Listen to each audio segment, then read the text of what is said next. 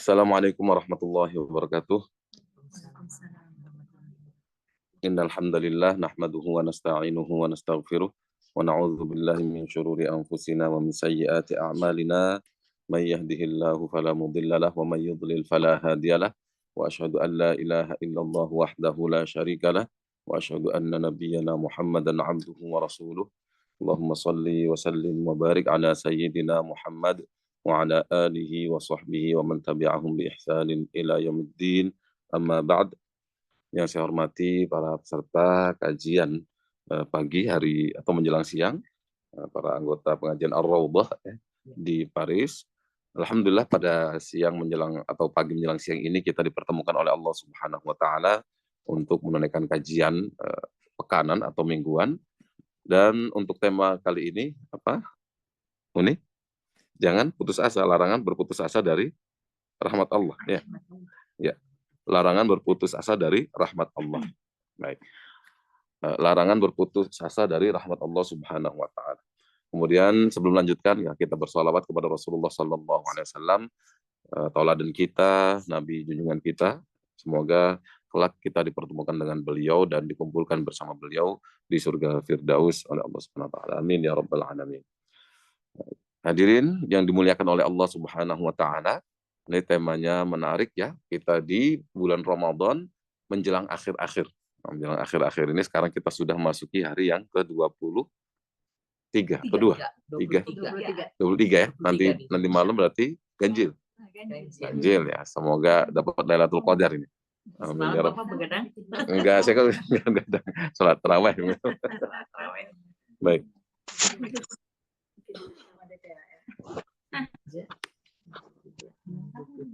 Baik. Jadi satu keimanan yang harus kita tanamkan dalam diri kita ya, bahwa Allah itu Maha Pengasih, Maha Rahim, ya.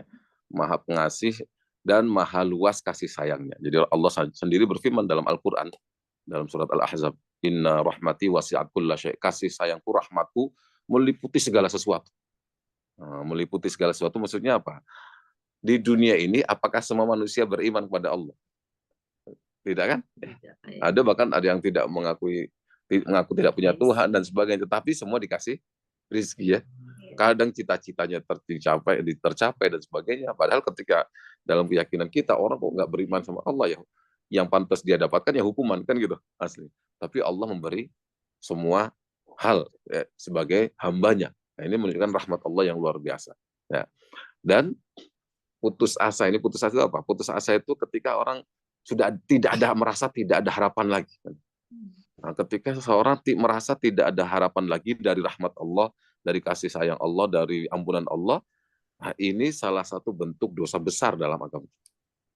Dosa besar itu apa ya? Dosa yang membutuhkan tobat yang sungguh-sungguh. Karena apa? Karena ketika orang putus asa merasa kayak Allah tidak mungkin mengampuni saya misalnya.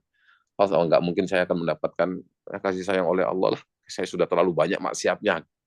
Ini dosa besar. Karena apa? Karena dia seakan menafikan, meniadakan sifat luasnya kasih sayang Allah tadi. Jadi jangan sampai muncul dalam pikiran kita, Allah tidak akan mungkin mengampuni saya lah. Karena dosa saya sudah terlalu besar dan sebagainya. Jangan sampai muncul terbetik saja dalam diri kita seperti itu. Karena ini dosa besar. Karena orang yang meyakini dalam hatinya seperti perasaan itu muncul, nah, dia berarti sudah menyalahi ayat-ayat di dalam Al-Quran. Nah, karena di dalam Al-Quran terdapat ayat misalnya di dalam surat Az-Zumar ada Rasulullah diperintahkan oleh Allah, "Qul ya ibadiyalladzina asrafu ala anfusihim la taqnatu min rahmatillah." Az-Zumar ayat ya. Baik. Jadi ada Rasulullah diperintahkan oleh Allah Subhanahu wa taala dalam surat Az-Zumar ayat 53 dan seterusnya. Az-Zumar 53, Rasulullah diperintahkan, wahai katakan wahai Muhammad, wahai hamba-hambaku, katakan wahai Muhammad kepada umatmu bahwa Allah berfirman kepada mereka, wahai hamba-hambaku yang asrafu, berlebihan dalam melakukan maksiat atas diri mereka. Jadi sudah parah sekali maksiatnya. Orang maksiat kok apa? Ya semua dilanggar dan sebagainya, nggak ibadah. Sudah seberlebihan itu, Allah berfirman, la taqnatu mir rahmatillah. Jangan putus asa kalian dari rahmat Allah. Nah, karena ada orang kadang yang merasa sudah banyak dosanya, dan akhirnya dia merasa tidak mungkin Allah mengampuni, semakin parah juga dosanya. Ada.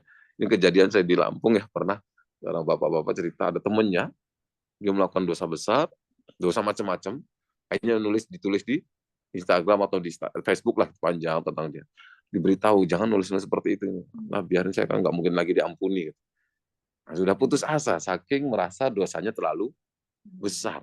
Nah, padahal Allah sendiri berfirman dalam Az-Zumar tadi, wahai hamba-hambaku yang asrofu. Israf itu apa sih?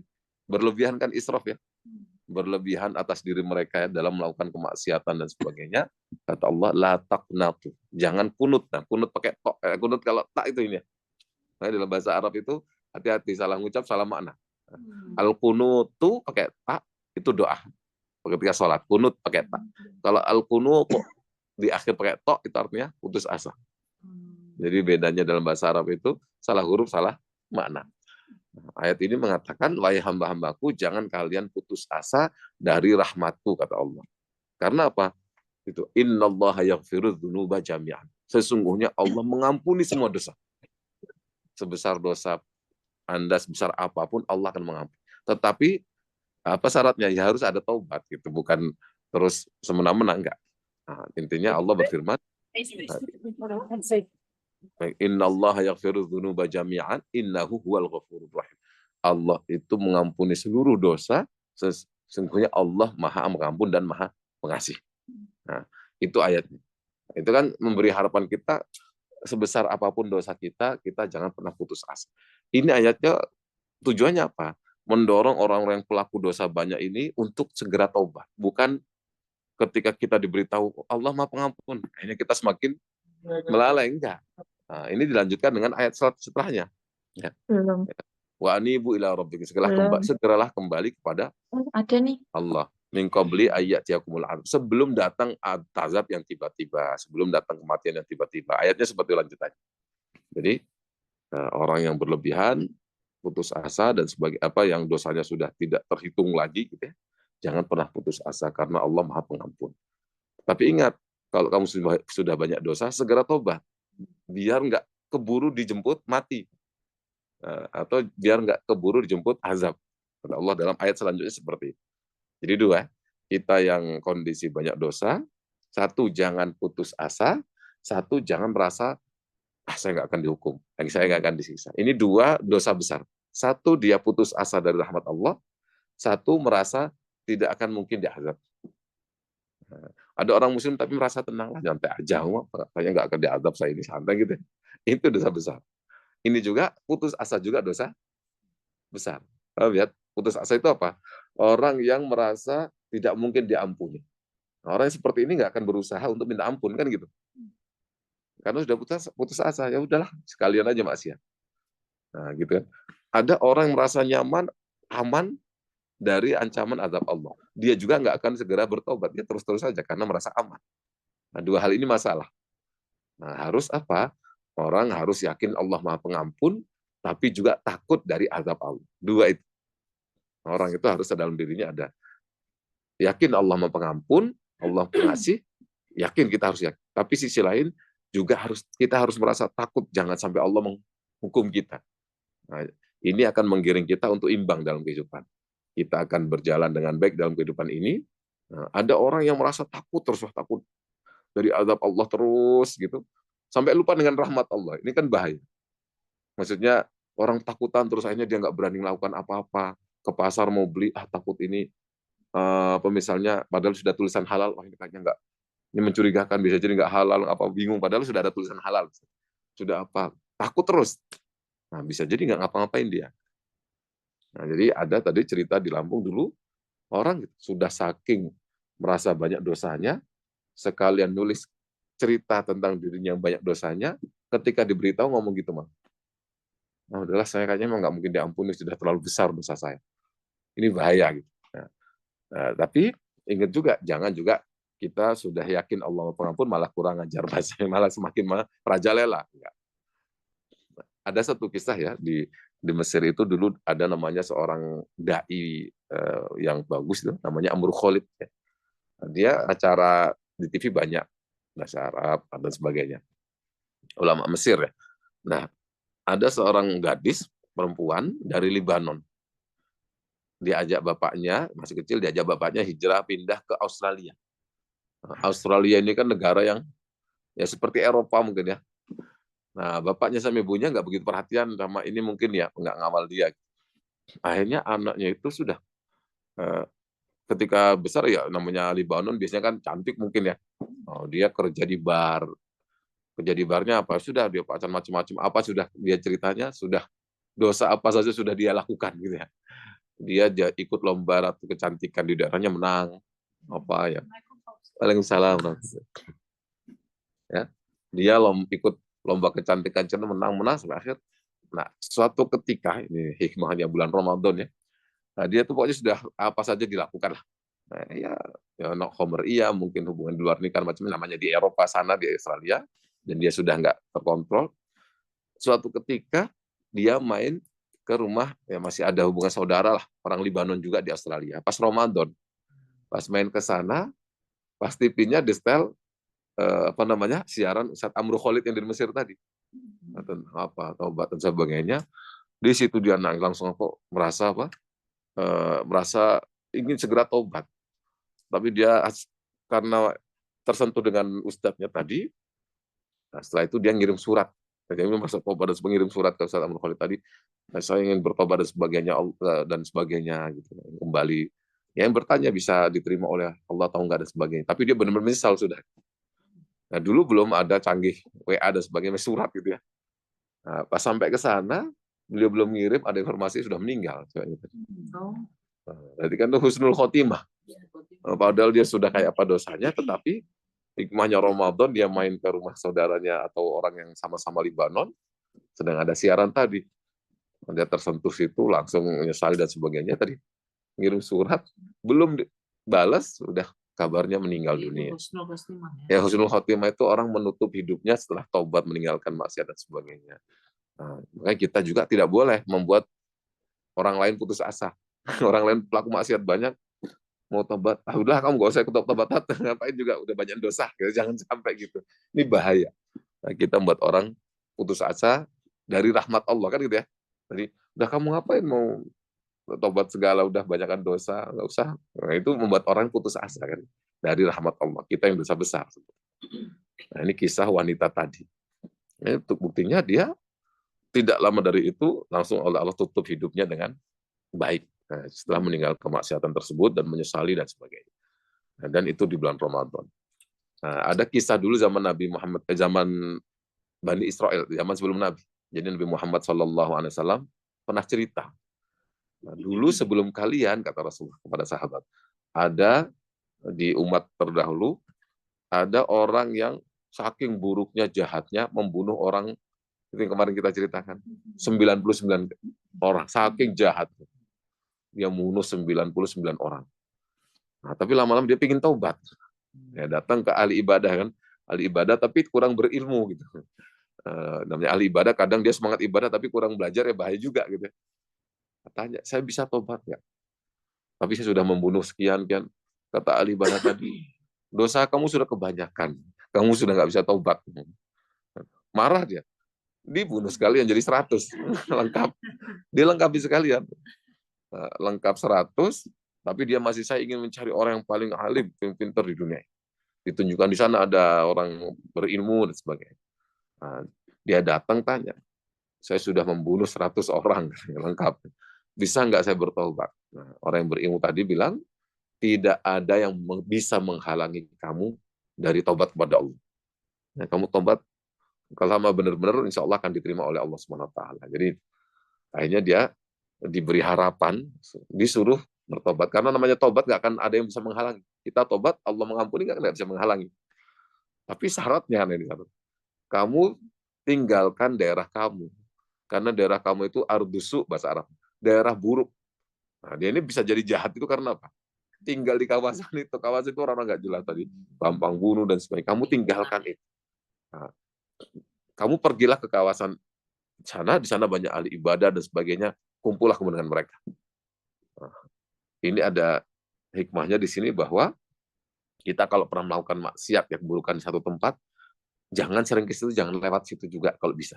Hindari tempat itu. Karena kalau pernah melakukan maksiat di situ, kita lewat situ biasanya ingat, ya kan ya. Ingat kadang ya setan manggil kamu lah maksiat ini mungkin biar ingat itu bukan membuat kita nyesel kadang-kadang, tapi malah mendorong kita untuk ingin melakukan lagi kan gitu ya. Jadi kalau pernah melakukan kemaksiatan, keburukan di satu tempat, jangan sering-sering lewat situ, nanti ingat malah pingin lagi kadang-kadang seperti itu. Kadang-kadang seperti itu. Atau kalau gitu ya, Ustaz, ya. apa? Hijrah gitu ya. Hijrah, ya tempat itu nggak harus hijrah.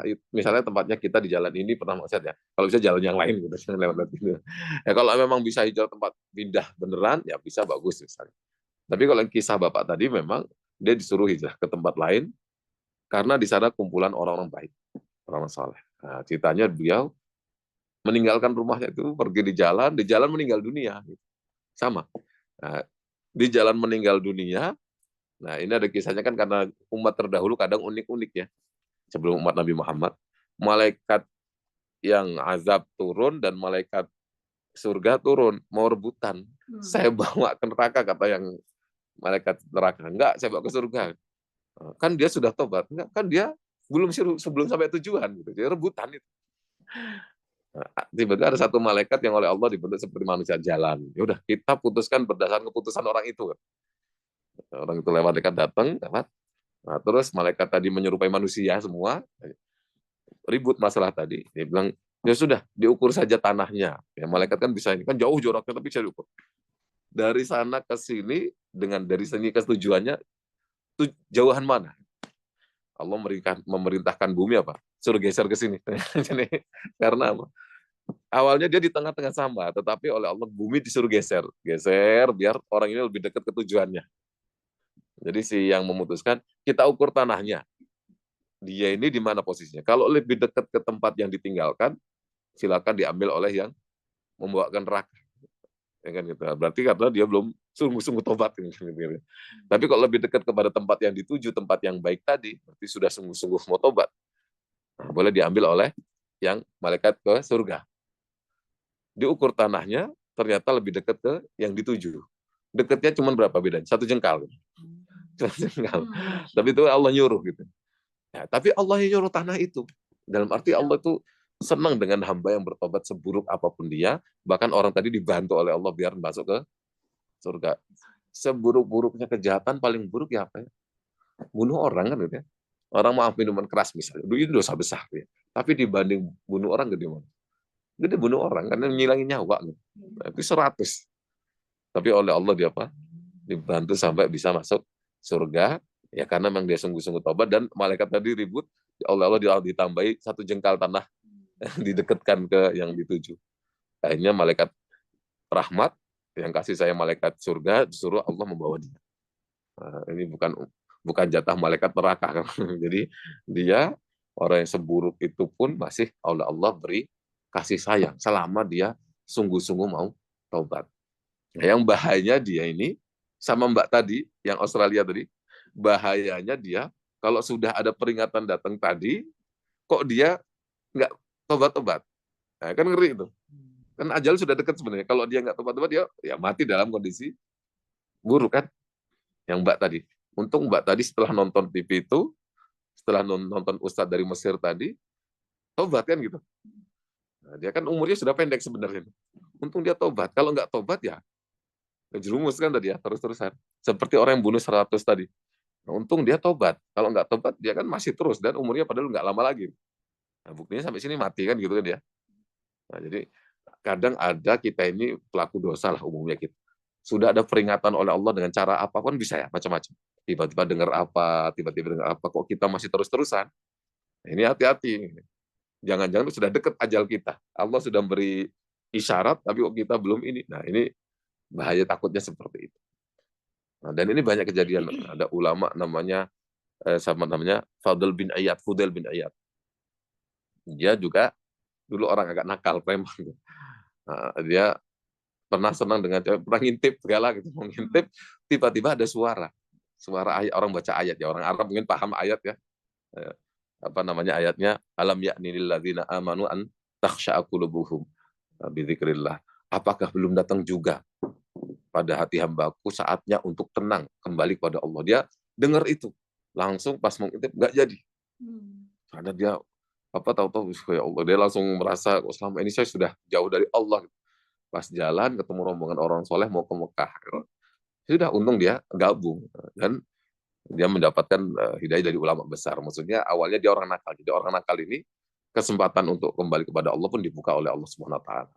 Nah, yang penting ketika sudah ada isyarat dari Allah apa peringatan yang mungkin kita nggak begitu sengaja menemukan itu, nah segera kembali. Jangan sudah ada peringatan dari Allah tadi, apa kayak Mbak tadi nonton TV, kok dia peduli nggak peduli, cuek, ini bahaya kan gitu, malah semakin berat.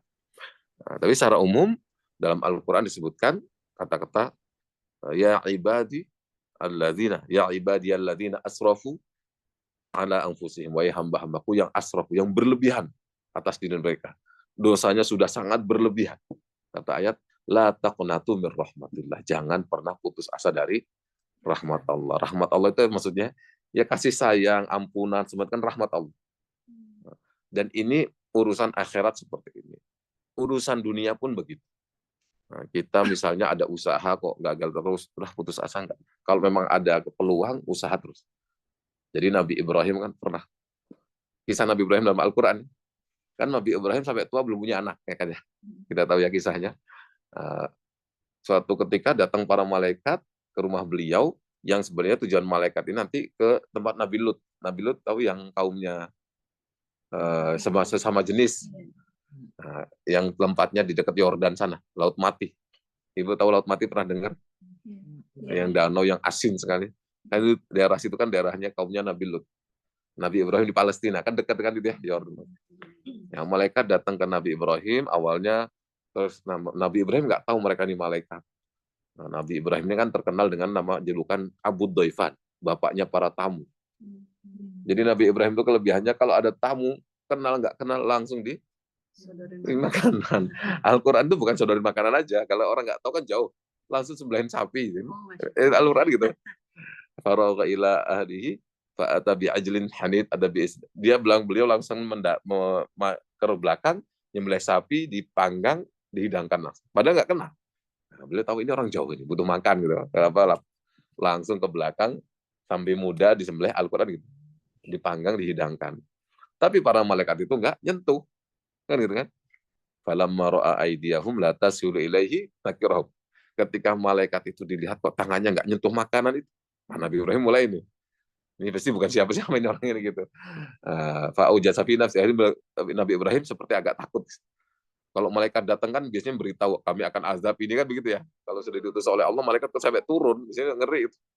Nabi biasanya diberitahu akan ada azab, kamu suruh pergi kan. Nah, gitu. Nabi Ibrahim mulai khawatir.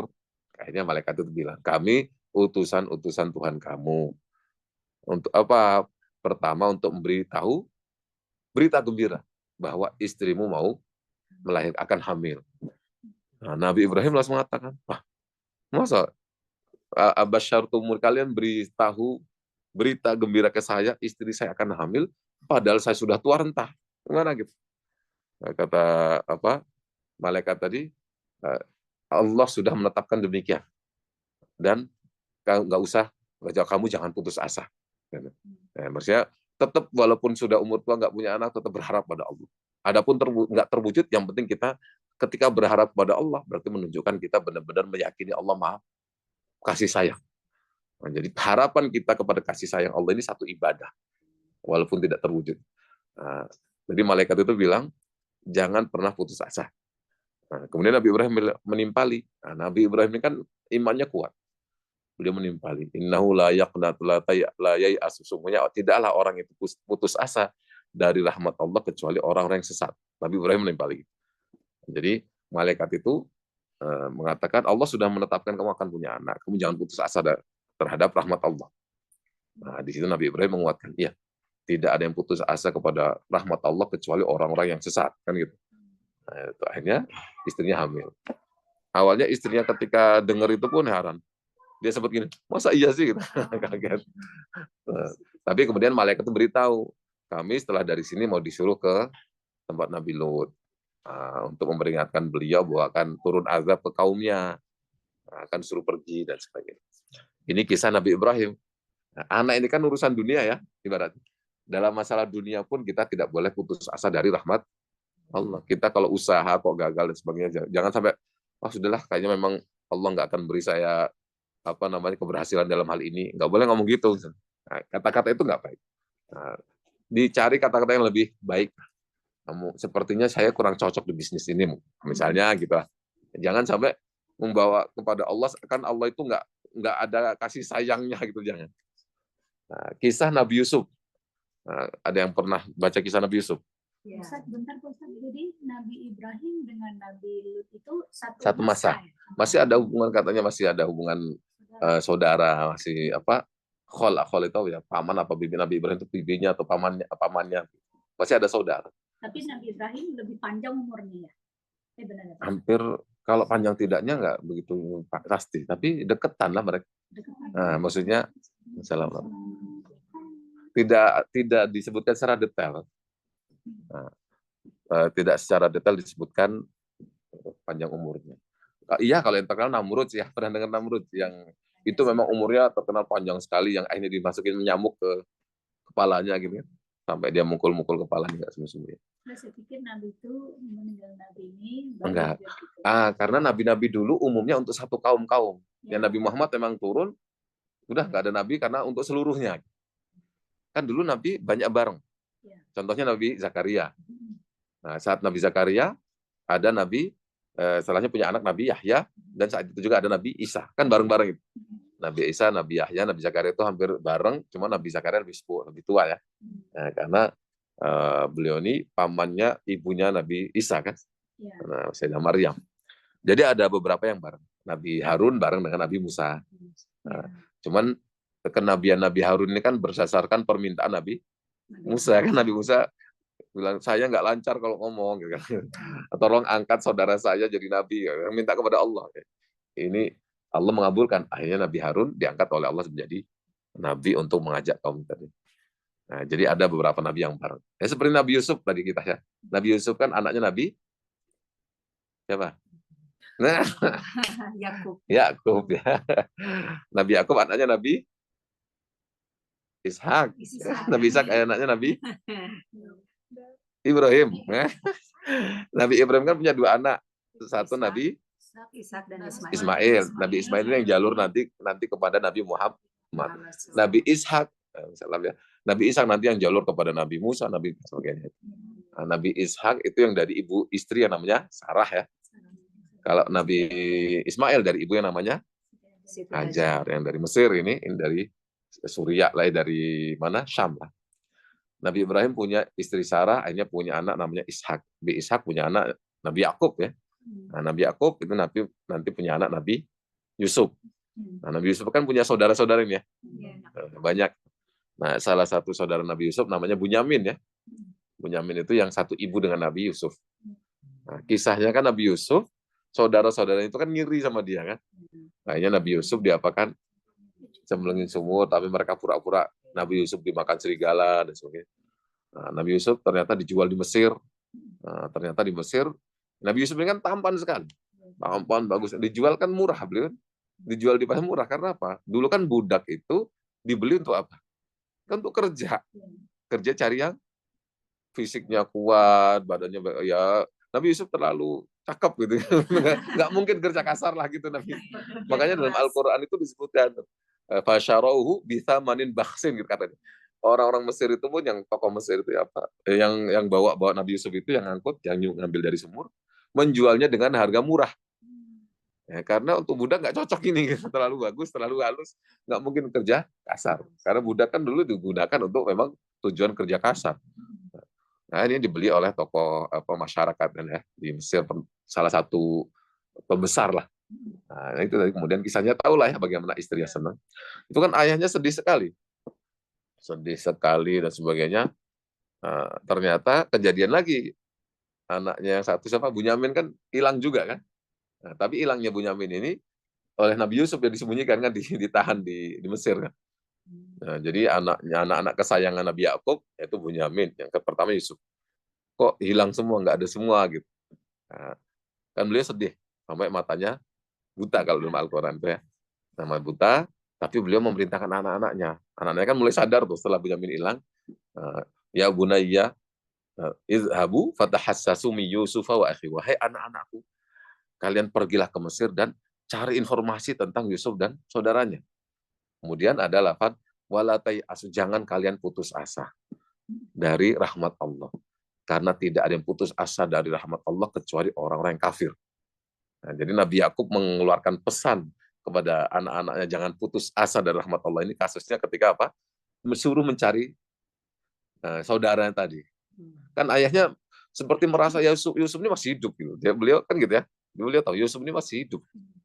Feeling beliau masih hidup karena memang ada beritahu dari Allah mungkin dia ada. Tapi beliau waktu itu ya sedih juga, manusiawi lah, walaupun Nabi tetap sedih. Bahkan sedihnya setelah Bunyamin hilang sampai mata beliau buta, saking sedihnya kayak apa. Nah, tapi ada pesan itu, anak-anak ini kan memang setelah Bunyamin hilang mereka sadar kayaknya. Nah, ayahnya mencari, kalian pergilah ke Mesir, terus cari informasi tentang Nabi Yusuf dan saudaranya, dan jangan pernah putus asa dari rahmat Allah. Nah, maksudnya apa? Kalian nyari jangan terus putus asa, nggak mungkin ketemulah dan sebagainya, nggak tetap berharap saya terus, tetap berharap akan ketemu. Berharap saja, masalah nanti terwujud enggaknya terserah kepada Allah. Yang penting kita jangan pernah putus asa dari rahmat Allah. Baik urusan akhirat, seperti dosa dan sebagainya tadi ya, maupun urusan dunia. Tadi masalah ingin punya anak, barang hilang dan sebagainya. Kalau misalnya kita punya barang hilang terus kita nyari nggak ketemu ya sudah. Nah, kita jangan langsung melarikan ke sudah nggak mungkin ada gantinya dan enggak. Kita kembalikan ke rahmat Allah. Mungkin Allah memilihkan yang lebih baik bagi saya dan sebagainya. Nah, jangan langsung kita seperti menunjukkan kita ini rahmat Allah ini sudah berhenti. Enggak. Jadi dalam Al-Quran ada beberapa ayat yang memerintahkan jangan pernah putus asa dari rahmat Allah. Yang penting ini. Utamanya tentu tentang berkaitan dengan dosa dan pahala ya. Kita seburuk apapun kita, jangan pernah merasa Allah tidak akan mungkin mengampuni saya. Jangan sampai seperti itu. Dalam satu hadis bahkan, dalam hadis qudsi Rasulullah bersabda bahwa Allah berfirman, ya, hambaku, jika engkau punya dosa yang sepenuh langit dan bumi, kemudian engkau kembali kepada aku, bertobat, kemudian kamu minta ampun dan sebagainya, akan aku ampuni. Dan aku tidak peduli. Nah, gitu. Nggak peduli dosamu dulu kayak apa, yang penting selama kamu masih mau kembali, tobat, aku ampuni. Nah, ini kata dalam apa? Dalam hadis qudsi. Nah, kalau ibu-ibu pernah tahu buku Arba'in Nawawiyah, kitab buku yang kumpulannya hadis 42, Al-Arba'in An-Nawawiyah itu, nah, di bagian akhir ada itu. Ya, wahai hamba-hambaku, walaupun dosamu memenuhi langit dan bumi banyaknya, gitu. Lalu kamu kembali kepadaku, dalam arti bertobat, dan minta ampun kepadaku, maka aku ampuni. Dan aku tidak peduli, kata Allah. Tidak peduli dengan apapun dosamu tadi. Nah, ini satu bentuk kasih sayang dari Allah, bahwa Allah akan menerima tobat kita seburuk apapun kita, dan kalaupun kita masih maksiat, Allah tetap akan masih kita nikmat. Kita bisa makan, bisa minum, itu salah satu bentuk rahmat Allah. Nah, jadi betul sekali bahwa larangan kita dilarang oleh Islam putus asa dari rahmat Allah. Itu dosa besar. Jangan pernah muncul dalam pikiran kita, Allah tidak akan mengampuni saya. Dan juga jangan pernah muncul dalam pikiran kita, lihat orang yang buruk sekali, maksiatnya dan sebagainya, langsung kita muncul, kayaknya nggak akan mungkin diampuni oleh Allah. Jangan. Dan nanti kalau ibu-ibu ada saudara meninggal, ada teman meninggal, dan sebagainya, nah, kalau sudah menjelang kematian, jangan disuruh, Bu, tobat, ingat dosa-dosa, jangan nanti cepat mati, dia kasihan. Kalau sudah mendekati mati, kata Rasulullah, ingatkan dia tentang rahmat Allah. Nah, Allah Maha Pengampun dan sebagainya. Biar tenang dia dan nanti mendorong dia untuk tobat. Nah, jadi Rasulullah SAW begitu. Beliau 4 hari sebelum meninggal, disebutkan, ya, la yamutanna ahadukum, janganlah salah seorang kalian meninggal dunia, melainkan dia berhusnudzon kepada Allah. Husnudzon bahwa Allah Maha Pengampun, Maha Pengasih. Jadi kalau kita menemani orang akan meninggal, lebih dikuatkan tadi. Allah Maha Pengampun, Allah Maha Pengasih. Jangan dikuatkan, wah, Allah itu azabnya pedih dan sebagainya. Jangan, takut nanti dia udah mau meninggal masalahnya dia ini kan gitu. Nah, jadi dikuatkan di sisi rahmat. Nah, kalau menemani orang meninggal, gitu ya. Nah, dan kita pun begitu. Kalau sudah sakit parah, kita ingat apa, Allah Maha Pengampun, Maha Pengasih. Nah, dengan itu mendorong kita taubat kan itu. Nah, jangan dibayangkan Allah maha berat siksanya dan sebagainya. Nanti kita ketakutan jadi susah. Nah, padahal orang sakit ini kan butuh ada support ya. Ada support. Jadi diingatkan Allah maha pengasih, maha pengampun dan sebagainya.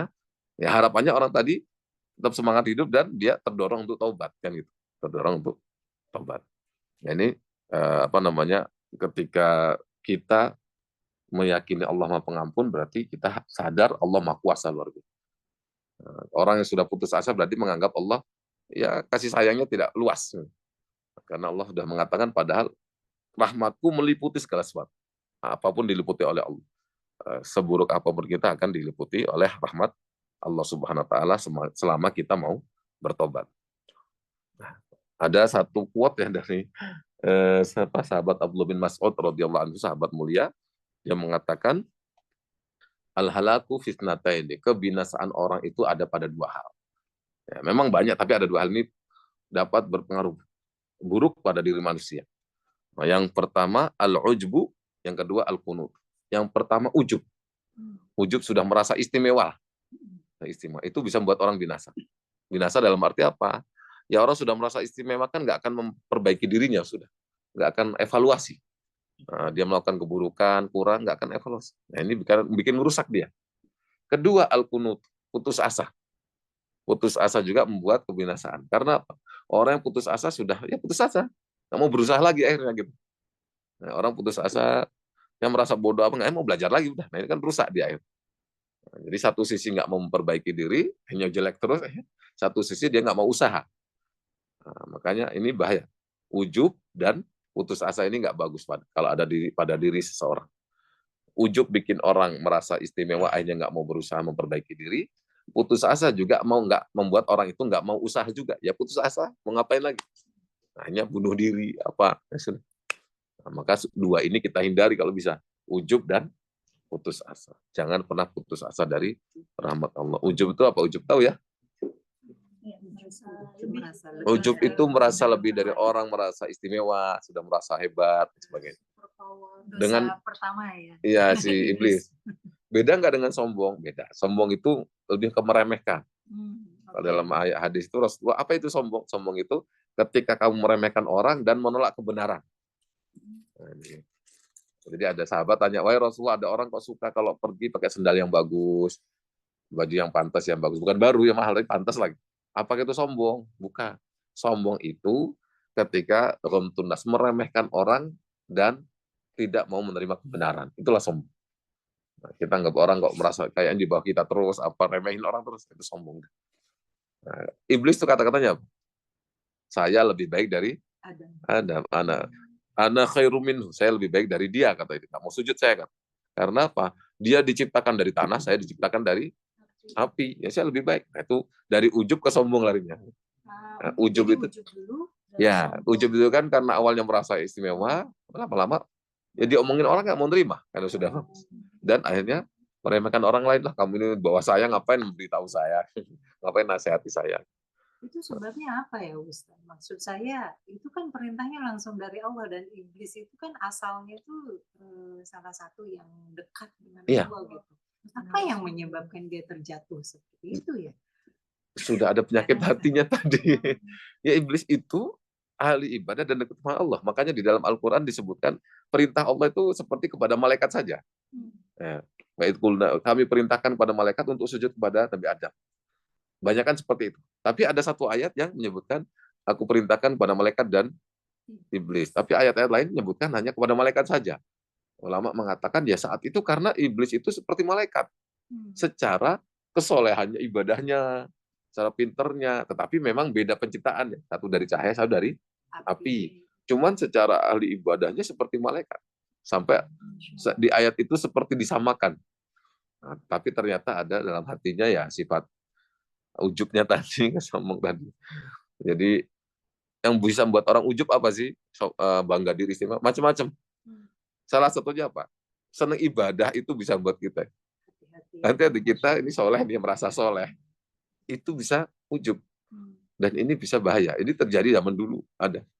Nah, orang suka ibadah dan sebagainya, akhirnya melihat orang, wah ini kayaknya Saya sudah istimewa di sisi Allah, orang-orang lain itu kok masih maksiat, kenapa sih? Gitu. Maaf ini ya, ini beberapa jamaah saya ada di kamu. Seperti itu, dari pertanyaannya. Ada satu jamaah datang, Ustaz, kok orang itu pada enggak, kan sholat duhur itu dianjurkan 4 rakaat kan ya, sholat qobliyah duhur, sebelum duhur sama setelah duhur ya. Nah, dia selalu melakukan itu. Tetapi dia merasa sudah istimewa dan bilang gini, Ustaz, itu orang-orang kok sebelum duhur kok cuma 2 sih ya. Juga setelah duhur cuma 2, padahal kan di sunnah yang bagus itu kan 4. Alhamdulillah saya 4 terus dan sebagainya. Udah mungkin merasa istimewa ini kan gitu. Nah, akhirnya saya bilang, sholat sebelum duhur itu nggak wajib kan gitu. Dilakukan bagus, paling besar. Nggak dilakukan juga nggak apa-apa. Jangan sampai ada gara-gara Anda melakukan itu terus merasa istimewa tadi. Langsung, orang itu kenapa sih? Ya kok nggak seperti saya? Gitu. Nah, sampai gitu loh. Dari isyaratnya kan gitu. Kenapa orang-orang itu sebelum dan setelah duhur kok cuma 2 rakaat? Padahal kan yang bagus 4. Nah, saya 4 terus. Alhamdulillah. Gitu. Jadi sudah, wah ini bahaya kata-kata ini udah berarti ada apa? Isyarat-isyarat ke sana. Gitu. Mas, nanti ya. Nanti kan ini? Iya, Mau tanya apa? Terus Pak Ustaz mau tanya sebentar. Misalkan Nah, kita tutup dulu baru untuk buka. Jadi, baik, ini tema besar kita tadi, larangan putus asa dari rahmat Allah. Dan dalam Al-Quran diulang-ulang ayat itu. Diulang-ulang, jangan sampai pernah putus asa dari rahmat Allah dalam arti kita kok sampai merasa tidak mungkin diampuni misalnya, atau kita merasa sedang drop kehidupan kita, terus kita nggak mungkin kita bisa sukses lagi dan sebagainya. Ini bahaya. Karena nggak mungkin Allah menolong saya lah. Udah, saya hancur-hancuran hidup saya, keluarga saya rusak dan sebagainya. Nah, orang yang pikiran seperti ini ujungnya takutnya bunuh diri kan gitu. Bunuh diri atau bunuh orang bisa ke sana. Ini putus asa. Jadi kalau sedrop-dropnya kondisi kita, yakin bahwa ini kondisi memang Allah menguji saya, sejauh mana kesabaran saya, dan kalau saya bisa bertahan, sabar, Allah akan semakin memberikan rahmat dan kasih sayang dan kesuksesan pada saya kan gitu. Nah, jangan sampai putus. Tapi ada 2 tadi, sahabat Ibnu Mas'ud mengatakan kebinasaan ada pada 2 hal. Yang pertama, ujub tadi, merasa istimewa, bangga dan sebagainya. Yang kedua, putus asa. Merasa bangga dan istimewa tadi, merasa sudah lebih. Nah, ini rusaknya kenapa? Ya karena dia sudah merasa settle, kondisi itu sudah baik, nggak mau memperbaiki diri lagi. Orang yang sudah merasa istimewa, bagus, nggak akan melakukan evaluasi. Udah. Padahal kita ini kan perlu evaluasi diri. Kurang saya di apa sih? Dan sebagainya. Diomongin orang nggak dengar lagi. Dan sebagainya. Itu kan bikin dia rusak. Dan justru meremehkan orang biasanya. Larinya ke meremehkan, ke sombong. Ya. Kalau sudah merasa ujub, larinya ke meremehkan. Ujub ini kalau ulama, Imam Ghazali menyebutkan sebab-sebabnya banyak. Di antara orang yang banyak ilmu. Banyak ilmu ini bisa ujub. Merasa sudah pintar istimewa. Kayaknya orang ini bodoh semua. Saya paling pintar. Sudah. Dia nggak akan mau mendengar lagi. Diskusi nggak akan masuk. Banyak ibadah bisa. Kalau itu makanya pentingnya ilmu hati di situ. Orang itu hati ditata terus. Orang banyak duit ya. Orang punya kelebihan fisik. Itu bisa ujub juga. Tampan, cantik, apa kelebihan. Itu ujub dengan apa ya? Merasa Allah sebenarnya memberi saya keistimewaan seperti ini, berarti saya istimewa di sisi Allah. Buktinya saya lebih tampan dari dia, lebih cantik kan gitu. Jadi selanjutnya contoh sebabnya banyak pengikut. Nah, banyak pengikut orang tokoh besar terus banyak ini bisa ujub, semua ini macam-macam. Nah, tapi yang paling ngeri tadi karena ilmu dan ibadah ini agak berat. Orang karena ibadah tahajud malam kok pagi-pagi, wah kayaknya saya udah bagusnya orang-orang kayaknya pada nggak tahajud, malam ini saya tok yang paling istimewa. Makanya sampai ada ungkapan orang soleh, maksiat yang berujung pada tobat lebih baik daripada ibadah yang berujung pada ujub. Ini kan berat ya. Anda apa ya? Mending maksiat katanya, tapi bukan berarti mending maksiat di situ. Tapi maksiat, tapi terus orang itu setelah maksiat dia sadar dan tobat lebih baik daripada orang habis ibadah tapi ke ujub tadi merasa istimewa dan ujungnya sombong. Nah, ini kan berat. Jangan sampai salah paham maksiat lebih baik daripada ibadah, bukan. Tapi maksiat yang membuat orang tobat ujungnya berujung pada tobat lebih baik daripada ibadah yang baik luar biasa berujung pada sifat ujub dan sombong. Nah, karena ibadah yang luar biasa, ilmu yang luar biasa berujung pada ujub dan sombong, ya iblis tadi. Iblis itu kan kurang apa ibadahnya kan? Luar biasa. Jadi ini pentingnya ilmu hati, hati selalu kita jaga. Sesoleh-solehnya kita, hati kita yang perlu kita jaga terus lah. Dan ibadah tanpa penataan hati ini agak berat. Hati contohnya ikhlas, sabar itu kan hati semua itu mainnya. Syukur, husnudzon, prasangka baik itu hati semua. Nah, kalau orang hatinya baik, insya Allah perilakunya baik, ibadah juga baik. Tetapi nggak boleh orang hanya ngurusin hati nggak ibadah, nggak boleh. Harus sama-sama hati ya, ibadah juga harus jalan. Nah, kata ada orang bilang, ngapain ibadah-ibadah kalau orangnya jahat, hatinya nggak baik. Nah, nggak juga, dua-duanya harus dijalankan. Ibadah iya dan hati juga. Baik, sepertinya sudah nggak sabar mau nanya-nanya. Sudah dipotong-potong. Sudah ngantri pertanyaan. Saya harus pulang. Oh iya, silakan pertanyaan silakan. Ini Pak, belum berhijrah. Assalamualaikum. Saya kan belum 100% di kerudung, ini hanya untuk menghormati bulan Ramadan karena situasi ada tuntutan dari suami tentang pekerjaan juga, yang kedua masalah ya ada hal lah nggak bisa. Tapi kadang-kadang ada ibu-ibu atau beberapa kenapa nggak di kerudung, nggak kemana, kayak tapi kan seperti menghakimi. Tapi dari segi lain situasi yang saya hadapin kan orang nggak tahu gitu ya Pak ya. Gitu kadang kenapa nah gitu. Jadi gimana ya, apakah itu ujub juga atau apa kalau misalkan ada suatu teman dia udah berhijrah gitu, kok itu mini jubnya kok nah apakah itu ujub juga gitu, padahal kan kalau melihat dari sikap baiknya wanita itu walaupun dia pakai mini jub, pakai rok pendek, tapi kan di balik itu masya Allah itu kalau dia bersedekah itu melebihi dia tuh iya, nah dia tuh sembunyi-sembunyi gitu Pak, maksudnya terus dia itu relasi sama orang itu baik gitu. Nah, bagaimana itu? Terima kasih. Silakan. Ya. Oh, Baik. Memang idealnya kalau dilepas dulu Ustaz. Oh iya. Begini, memang idealnya memang orang kalau langsung mau ideal, kalau hijrah ya total kan ya, untuk hulu fisil mikafah, total idealnya seperti itu. Nah, bisa ini semua lengkap. Tetapi kalau memang belum mampu, ya sudah yang mampu jangan ditinggalkan. Misalnya kita masalah ini berat, masih pakai jilbab berat karena tuntutan macam-macam. Ya sudah, kita tetap yakin dalam hati ya, hijab ini wajib, tapi saya belum mampu lah gitu. Tetapi yang bisa kita lakukan jangan ditinggalkan, misalnya sholatnya apa tetap jaga terus. Misalnya apa itu kita jaga. Adapun hijabnya ini insya Allah nanti kalau pas kondisi saya mampu akan saya lakukan gitu. Itu saya merindukan karena dulu pernah saya berhijab, tapi kan saya kondisi itu mau dikeluarkan 2 kali. Gitu. Kan di sini harus buka tutup kan. Tapi kan saya kerja sama laki-laki sama aja gitu. Tutup dibuka kan kelihatan juga gitu. Pakai wig nggak bisa? Kayak orang Yahudi berarti ya. Pakai wig. Boleh Pak pakai wig. Untuk menutup hijab, pengganti hijab boleh pakai wig. Untuk lebih baik daripada nggak sama sekali. Gitu ya? Tapi bukan menutupi rambut kita. Kalau wig itu kan aja bohongin orang sih, rambut palsu ya.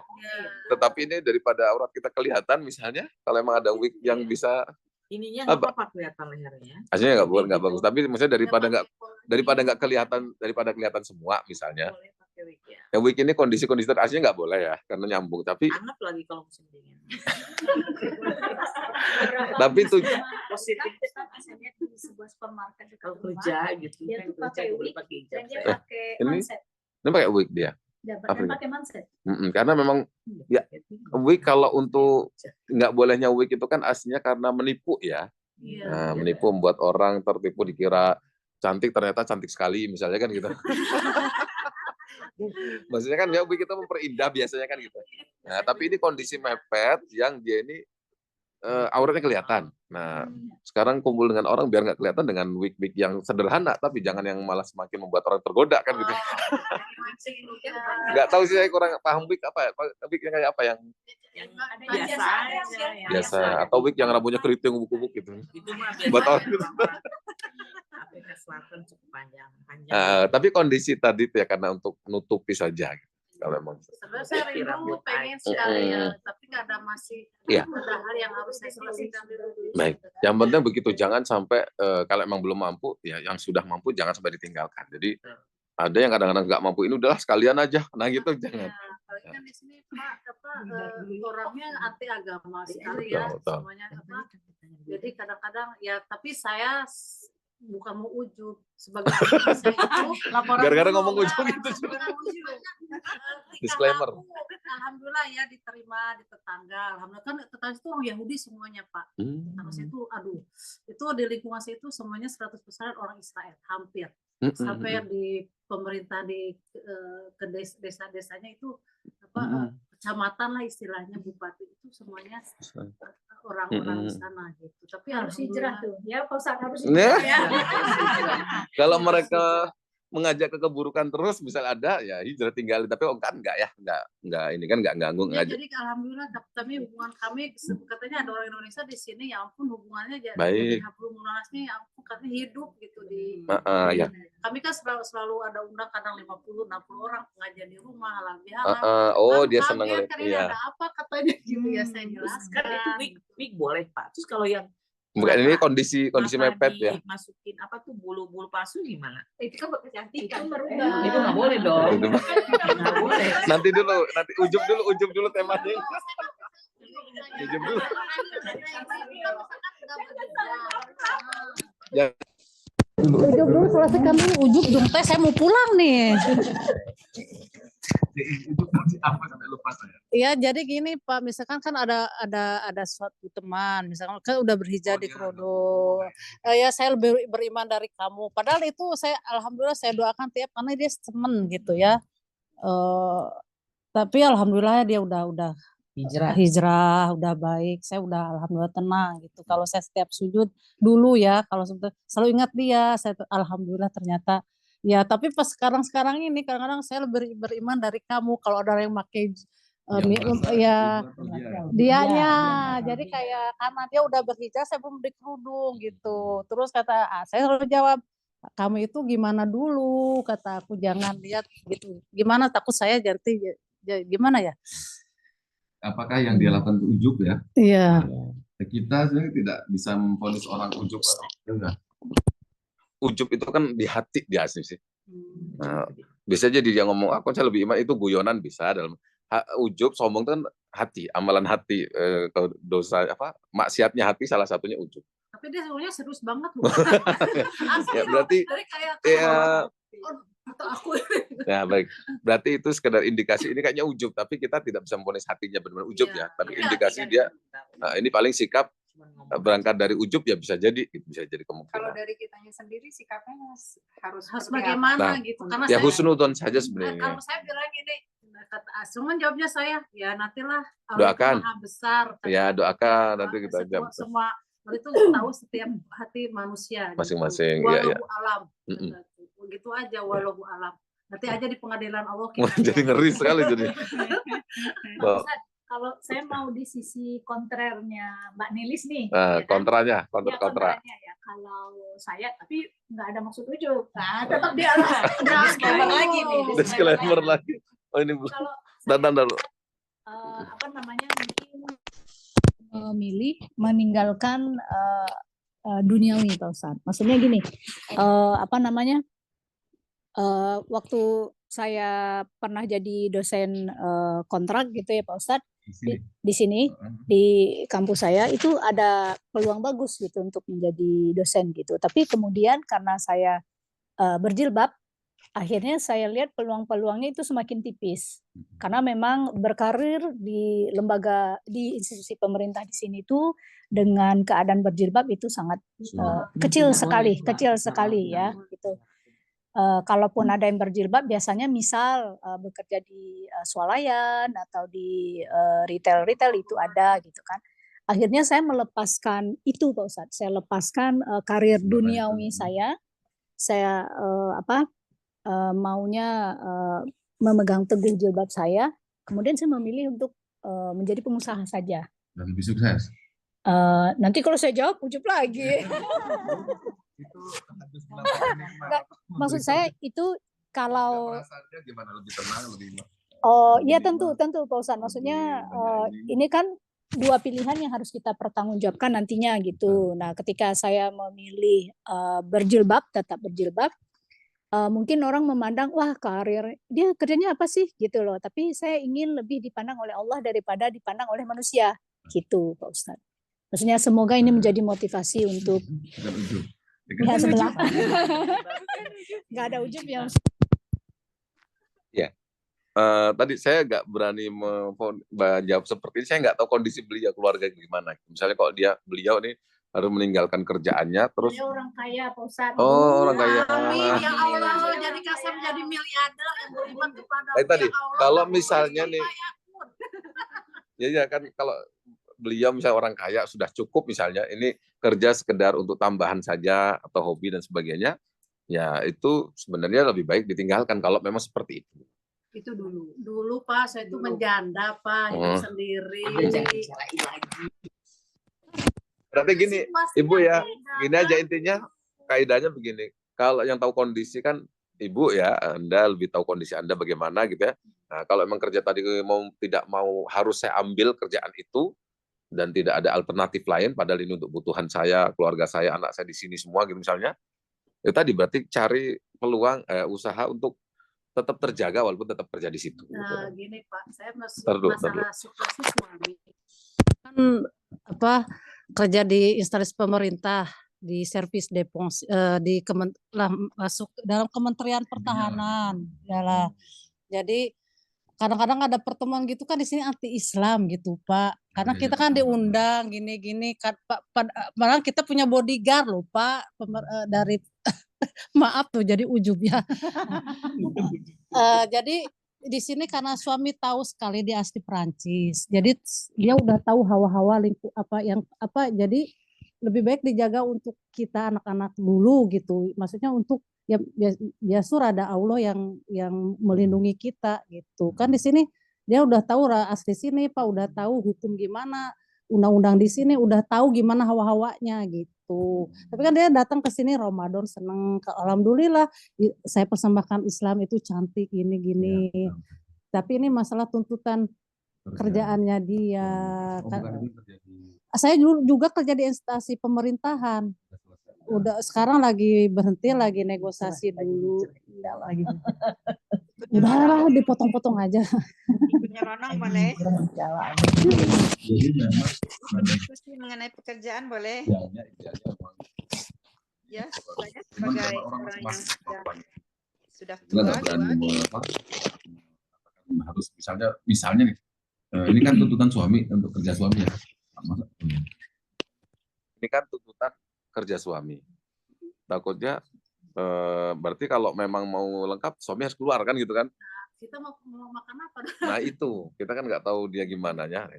Atau masa harus pisah dengan suami kan ya? Nah itu berat lagi itu juga kan. Agama yang indah, cantik, makanya yang simpel, perlahan-perlahan aja. Gitu. Yang penting mungkin ngobrol disampaikan, kadang ngobrol dan sebagainya sih. Ya. Selalu itu tiap hari. Katanya kamu mau ke haji ya nanti ya 3 tahun lagi kalau udah 50 tahun ya saya. Kan udah indah ya Pak ya. Intinya itu. Intinya.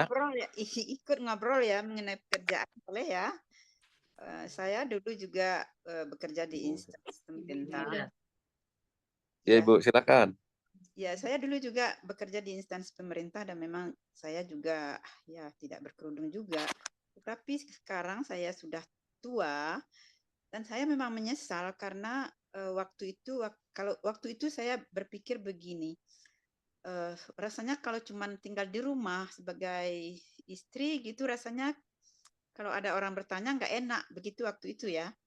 Tetapi sekarang saya sudah hampir saya udah umur 70-an begitu. Saya menyesal karena sebenarnya waktu itu saya nggak butuh bekerja kalau bukan cuma untuk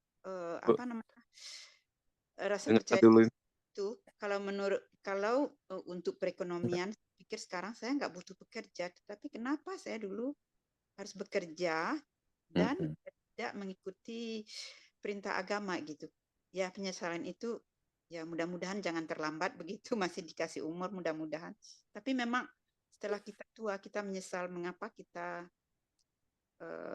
tidak mencukupkan apa yang ada. Padahal kita sebenarnya ya cukup. Saya waktu itu Cukup lah ya. Sebagai ekonomi cukup, dan suami juga tidak meminta untuk bekerja. Cuma dia memang saya lihat dia senang saya bekerja begitu, bukan untuk perekonomian, tapi untuk ya dia sendiri nampaknya kurang suka punya istri yang cuma di rumah begitu. Jadi tapi sekarang saya menyesal. Mudah-mudahan penyesalan saya masih semoga Tuhan masih mengampuni saya dan memberi umur. Amin, amin ya. Ibu Idar ya. Ada pertanyaan lagi Ustadz kalau boleh mengenai sujud sahwi. Baik, nanti Ibu ya. Nah, ini dulu. Jadi ini Bu ya, ini masukan dari beliau yang luar biasa, yang lebih yang sudah punya pengalaman mengalami. Tapi memang beliau kondisinya tadi suami keluarga sudah cukup kan gitu ya. Memang aslinya kan saya lihat memang ada beberapa wanita itu kerja bukan karena memang kebutuhan, bukan, tapi memang dia senang kerja, hobi, dan dia mungkin merasa tuntutan sosial biar dianggap pantas gitu ya. Padahal di rumah nggak kurang-kurang gitu. Nah ini ya kalau emang karena nggak kurang seperti Ibu Idar tadi ya memang sebaiknya ya nggak usah. Kalau gara-gara dia kerja kok malah ada hal yang wajib tapi dia tinggalkan kan gitu ya.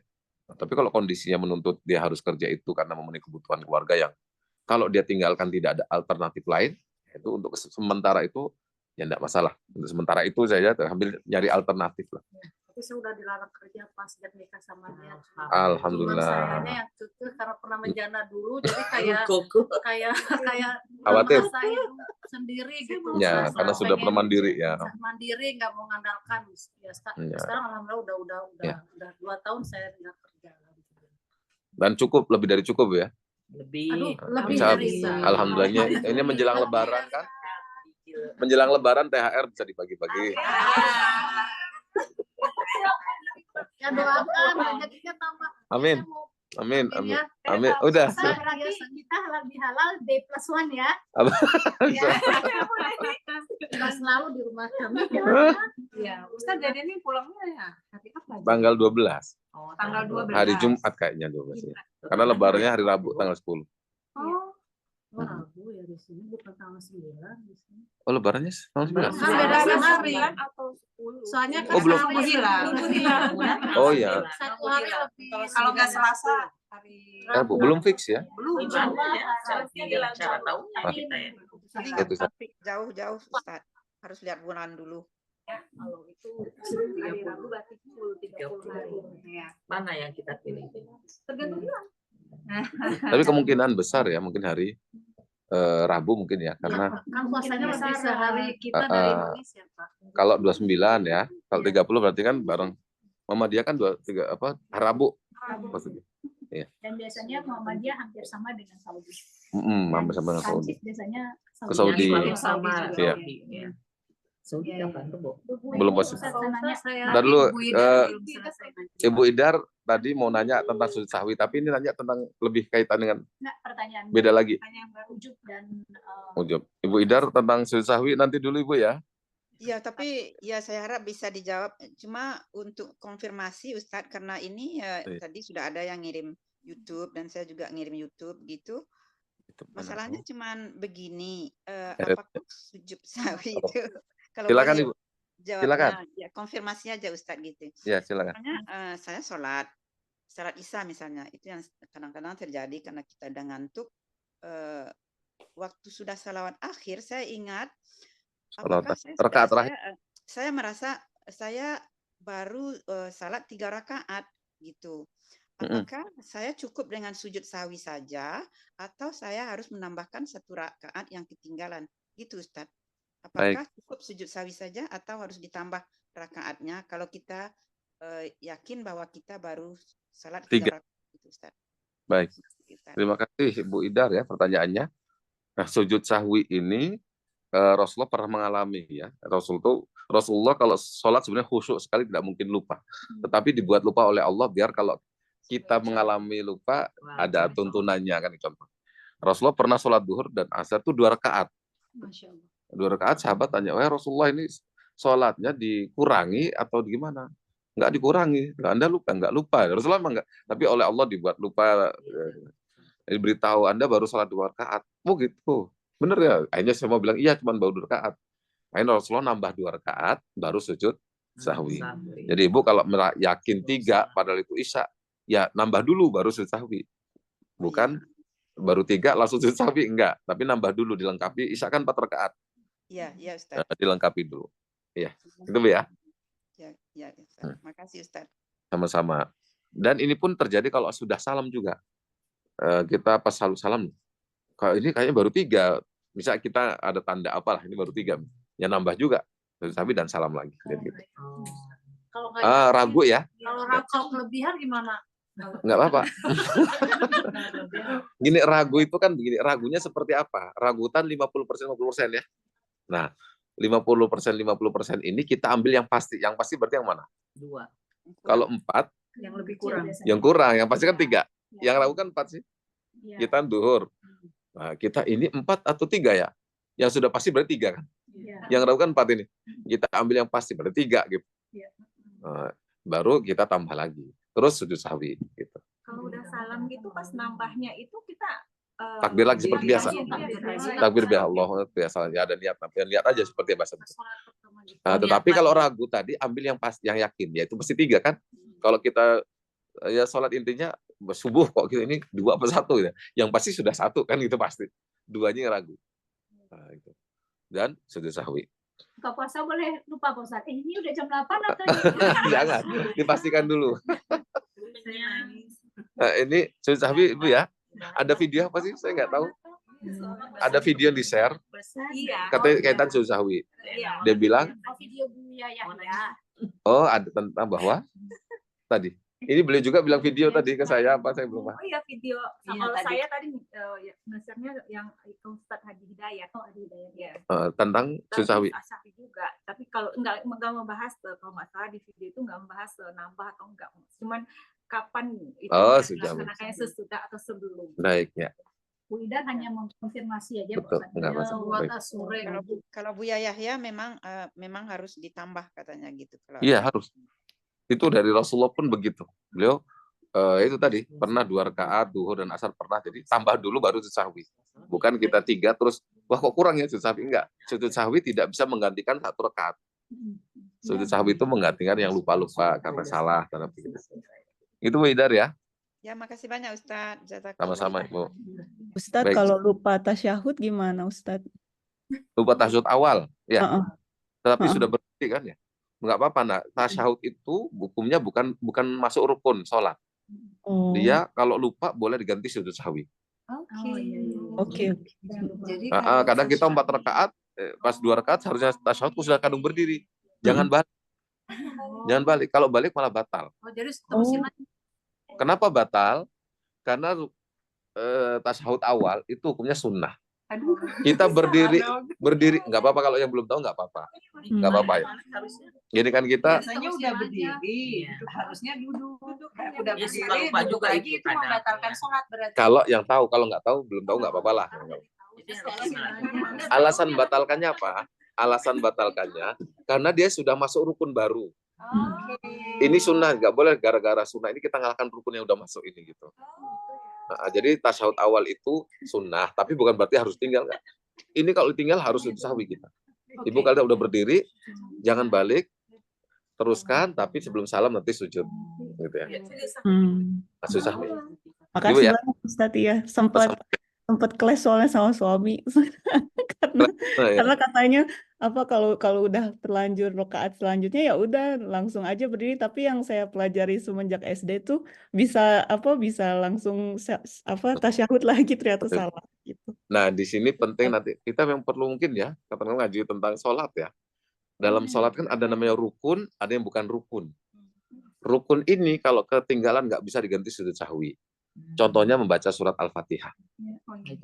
Ibu kok pas sholat nggak baca surat Al-Fatihah, atau gini, ruku lah, ruku itu kan rukun, nggak boleh ditinggal. Ada orang sholat Allahu Akbar, bukan rukun langsung sujud misalnya, karena lupa kan ketinggalan, berarti sujud ruku sama i'tidal ketinggalan ya, 2 rukun. Dia terus sampai akhir loh, tadi awal belum i'tidal, belum ruku, langsung sujud saya kan gitu. Misalnya tadi sempat ingat setelah mau salam, atau di akhir baru ingat, tadi pas rakaat pertama kok saya kayaknya nggak ruku, kok berdiri langsung sujud gitu kan. Nah, kalau memang kita mati benar-benar kita lebih yakin ya, lebih kuat kepada kemungkinan kita tadi nggak ruku, berarti harus nambah rakaat lagi. Tidak diganti dengan sujud sahwi. Nah, sujud sahwi itu bisa menutup-nutupi begitu kalau kita salah seharusnya 3 ternyata jadi 4 atau jadi apa itu, atau tahiyat tasyahud awal kita ketinggalan, enggak tasyahud awal lupa tadi, tapi lanjut tadi. Nah, itu bisa diganti dengan sujud sahwi. Tapi kalau namanya rukun tidak bisa diganti dengan sujud sahwi. Sholat lagi. Bukan nambah 1 rakaat saja kalau ada rukun hilang di sini. Ada orang kadang sujud cuma sekali, lupa dia. Nah, ada kan ya? Orang sudah sujud, bukan tahiyat bukan istirahat itu tengah, tapi langsung berdiri. Nah, kalau ini berdiri ini dia ingat langsung turun. Boleh kalau ini karena sujud kedua. Makanya dalam sholat itu repotnya kalau kita nggak tahu mana rukun, mana yang bukan rukun. Kalau sudah tahu rukun ini kalau pas berdiri, tadi belum, balik aja. Seperti tadi, orang berdiri kok langsung sujud, nggak ruku. Wah, tadi kan belum ruku, balik, nggak apa-apa, ruku lagi. Baca lagi dari Al-Fatihah. Gitu. Nggak, berdiri langsung ruku. Karena Fatihah sudah baca. Dia langsung sujud, ya kan? Sujud. Belum ruku ini, balik aja. Karena sujud dengan ruku sama-sama rukun. Boleh. Diulang lagi balik ke awal. Berdiri, tapi nggak usah baca lagi, karena udah baca. Berdiri langsung ruku. Nah, tapi harus sujud sahwi di akhir. Karena ini melakukan kesalahan, kok atau sujudnya kan salah. Sujud sahwi untuk menetralkan kesalahan. Atau misalkan diulang lagi gimana sholat dari awal, misalkan 4 boleh nggak misalkan? Diulang, udah selesai gitu, lanjut. Nah, ngapain? Mending balik lagi aja tadi, nggak gitu lama. Kalau nggak yakin, ulang lagi. Aku nggak yakin, aku ulang lagi. Oh gitu ya. Itu malah repot ya sebenarnya. Jadinya jatuhnya sikap berlebih-lebihan nggak? Ya bisa kalau ya sayang juga kan, dalam arti bukan sayang waktu kita untuk sholat lah, tapi ya buat apa juga sebenarnya ada solusi yang lebih baik. Nanti bisa berlebihan kalau terlalu sering ragu juga nggak baik. Was-was itu setan masuk berarti. Ustadz, mohon maaf, tadi kan contohnya Rasulullah Shallallahu Alaihi Wasallam itu kan diingatkan ya, jadi sudah ada percakapan gitu dengan orang lain, artinya sudah di luar. Ada jarak. Nah, itu ketika beliau menyempurnakan rakaatnya itu lengkap 4 gitu enggak gitu ya? Enggak, maksudnya tetap melengkapkan, tinggal sisanya aja kan. Sisanya betul. Nah, tapi beliau langsung ke takbir, maju ke depan, takbir. Ya, jadi tanpa niat aja. Dan niat duhur. Ya niat duhur seperti aja, seperti awal saja. Ya seperti niat awal saja. Gimana? Doa istiftah lagi dari awal. Enggak usah. Kan yang istiftah sudah di awal tadi. Dia niat aja seperti itu, niat awal tadi. 4 rakaat. Tapi subhanallah azim ya. Sama lengkap. Nah, yang penting begini, antara kan Rasulullah sudah 2 rakaat salam. Terus sempat nanya kan, yang penting belum melakukan hal yang membatalkan. Misalnya sudah buang angin. Wudu, wah ini ya harus ngulang kan udah batal. Nah, tapi yang penting antara jarak ini dengan ini nggak terlalu jauh. Pulang dulu, makan dulu, segala itu kan baru diberi Rasul tadi kurang 2. Kita cari waktu lebih luas kayaknya ini masalah. Masalah sholat aja mungkin. Ya kan. Kalau misalnya Selasa belum Lebaran bisa 1 kali lagi ya Ustaz. Boleh, kita lihat nanti saya di mana gitu. Nggak tahu kemungkinan ada diajak pergi juga sama Pak Ali. Beliau yang ngurus, yang usul beliau. Bisa diatur nanti lah. Atau hari Jumat. Hari Jumat luang jam berapa Ustaz? Pagi kita mau Jumatan ya. Sore mungkin. Atau sore repot ibu-ibu ya? Maksud saya lewat online aja nggak apa-apa Ustaz, nggak perlu datang ke KBRI karena kan hari Jumat kan ini. Tapi sepakat masalah sholat saja ya. Biar nggak ngelebar-lebar. Baik ya. Kadang masih banyak ragu. Gimana Ibu? Masih lanjut pertanyaan. Jumat ini. Udah? Udah. Pertanyaan berikut. Yang ini sudah nggak ada online ya. Baik, silakan hadir yang lain. Ya, silakan. Ustaz, ini berhubung sama ini tadi. Jadi berputus asa. Mike. Kemana? Jangan berambut putus asa. Seperti yang saya pernah sampaikan sebelumnya waktu itu, kalau saya punya anak otis ya Ustadz ya. Nah, dengan punya anak otis ini tuh saya sama suami itu kita jadi takut untuk punya anak kedua karena ya memang nggak gampang buat membesarkan anak yang seperti itu. Jadi apakah itu termasuk putus asa atau gimana Ustadz? Tak jatuhnya. Bagusnya. sekedar khawatir saja, sebenarnya tidak sampai putus asa. Tapi kalau yang sudah sampai putus asa, lah kita nggak usah punya anak lagi lah, karena ya paling maaf ya, paling spesial lagi gitu. Nah, karena itu yang sampai putus asa sudah memvonis lah. Gitu. Tapi sekedar khawatir dikit-dikit enggak. Nah, menurut saya mungkin secara kesehatan bisa dicek awal ya kayak gini ya, atau enggak? Ada di sini tesnya. ada trisomi. Ada trisomi ada. Kalau nggak ada tesnya. Jadi tapi memang secara medis itu genetik biasanya. Maka jadi masih kemungkinan untuk ada lagi yang kedua dan ketiga ada autis lagi tuh ada gitu. Karena itu genetik. Itu anaknya genetik dari siapa? Kita nggak ngecek sih genetiknya. Kanan saya dengar ibu ya terlalu sering merenung, sering sedih, kena itu enggak ya? Enggak sih, kalau dari selalu. medisnya itu genetik. Oh, jadi keturunan gitu. Iya, sekarang bisa ada tes genetiknya sih, bisa diketahui ininya dari mana. Dari Umumnya satu keluarga kan, maaf ya, kan nggak lebih dari satu kali, umumnya gitu ya mungkin ya. Nggak pasti juga, apa pernah satu keluarga 2? Ada. Ibu satu punya anak kayak gitu. Ada saya kenal ibu punya anak tiga-tiganya autis. Oh, itu genetik dari dia. Genetik dari sabar. Biasanya. Suami ya nggak tahu, kita nggak dari keluarga kita tuh akal keluarga ada, cuman berjauh jadi nggak ada hubungan. Tapi menurut saya begini ya, kalau terlalu takutnya tadi berlebihan bisa sampai putus asa juga kan gitu. Iya. Kayaknya paling udah akhirnya tidak jadi maju gitu. Iya. Saya juga nggak tahu juga tuh gimana nantinya. Cuman kalau menurut saya memang kalau masih ada keinginan punya anak, lebih baik kalau dalam Al-Quran faiza azamta fatawakkal Allah. Kalau saya mau yakin ingin punya anak, udah lanjutkan dan tawakal pada Allah. Hasilnya kita pasrah kepada Allah, kita minta yang terbaik. Kalau ternyata diberi, misalnya tadi istimewa, berarti ini mungkin yang terbaik bagi saya dari Allah untuk menguji sabar saya dan Itu sebagainya. doa saya waktu punya Adriana. Kita udah nggak putus asa, tapi kan saya udah pasrah, udah tes ini, ya Allah, mau anak yang kedua tuh ya Allah kegembang. Tapi alhamdulillah pas keluar dari rumah sakit saya berdoa, ya Allah kata aku kalau ini jalannya ya iyalah kita pasrah aja gitu. Seminggu saya hamil Pak. Ya kadang di pasrah itu pas dapatnya di pasrah udah enggak. Pas setelah pasrah itu. Bilang sama suami kita udah punya anak, ya udahlah udah sempurna amin lagi. Alhamdulillah seminggu saya hamil. Jadi ini semoga beliau masih punya anak lagi dan sehat. Amin. Nanti kita doakan ya. Amin, kita doakan lah. Ibu siapa namanya? Bapak Citra, suaminya Bapak Stefan. Oh, Stefan ya, semoga lah. Aduh ibu-ibu saya pamit ya. Iya, hati-hati. Ya, sama-sama. Ya. Insyaallah. Hati-hati. Ya, ada Pak Ustadz kalau punya anak autis itu. Ini kasih mic-nya biar punya autis itu sebenarnya Allah sudah memberi ruang spesial ya Pak Ustadz ya buat orang tua ini ya, kesabaran yang lebih. Saya punya keponakan satu seperti itu. Ada.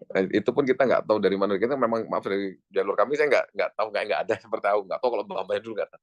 Yang dari istrinya suami kayaknya istrinya kakak saya kayaknya saya nggak tahu juga, nggak ada juga. Cuma nggak tahu karena waktu kecil waktu itu diem aja saya pas nggak di Indonesia sih, tapi katanya diem aja terus diobatin ya dibawa ke dokter dan sebagainya. Memang ya masih seperti itu. Hanya memang dia itu ini setahu saya aktif banget ya. Aktif banget. Hidup dengan dunianya. Iya. Biasanya itu yang kewalahan ibunya kan kita kasihan.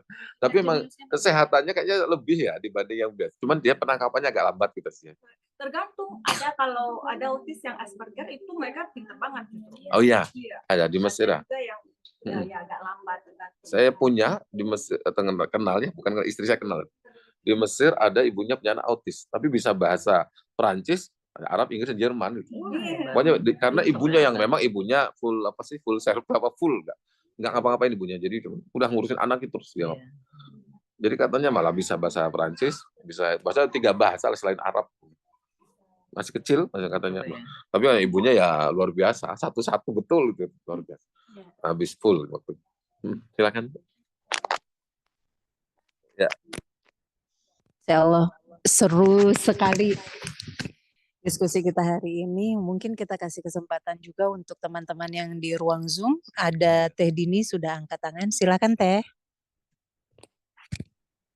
Ya, nuhun Teh Yayan. Assalamualaikum warahmatullahi wabarakatuh Ustaz semuanya.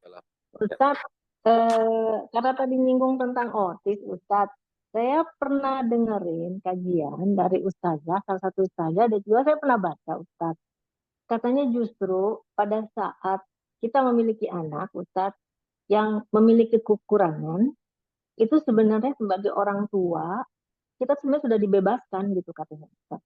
Karena si anak tersebut, dia tidak ada lagi yang namanya dosa. Gitu.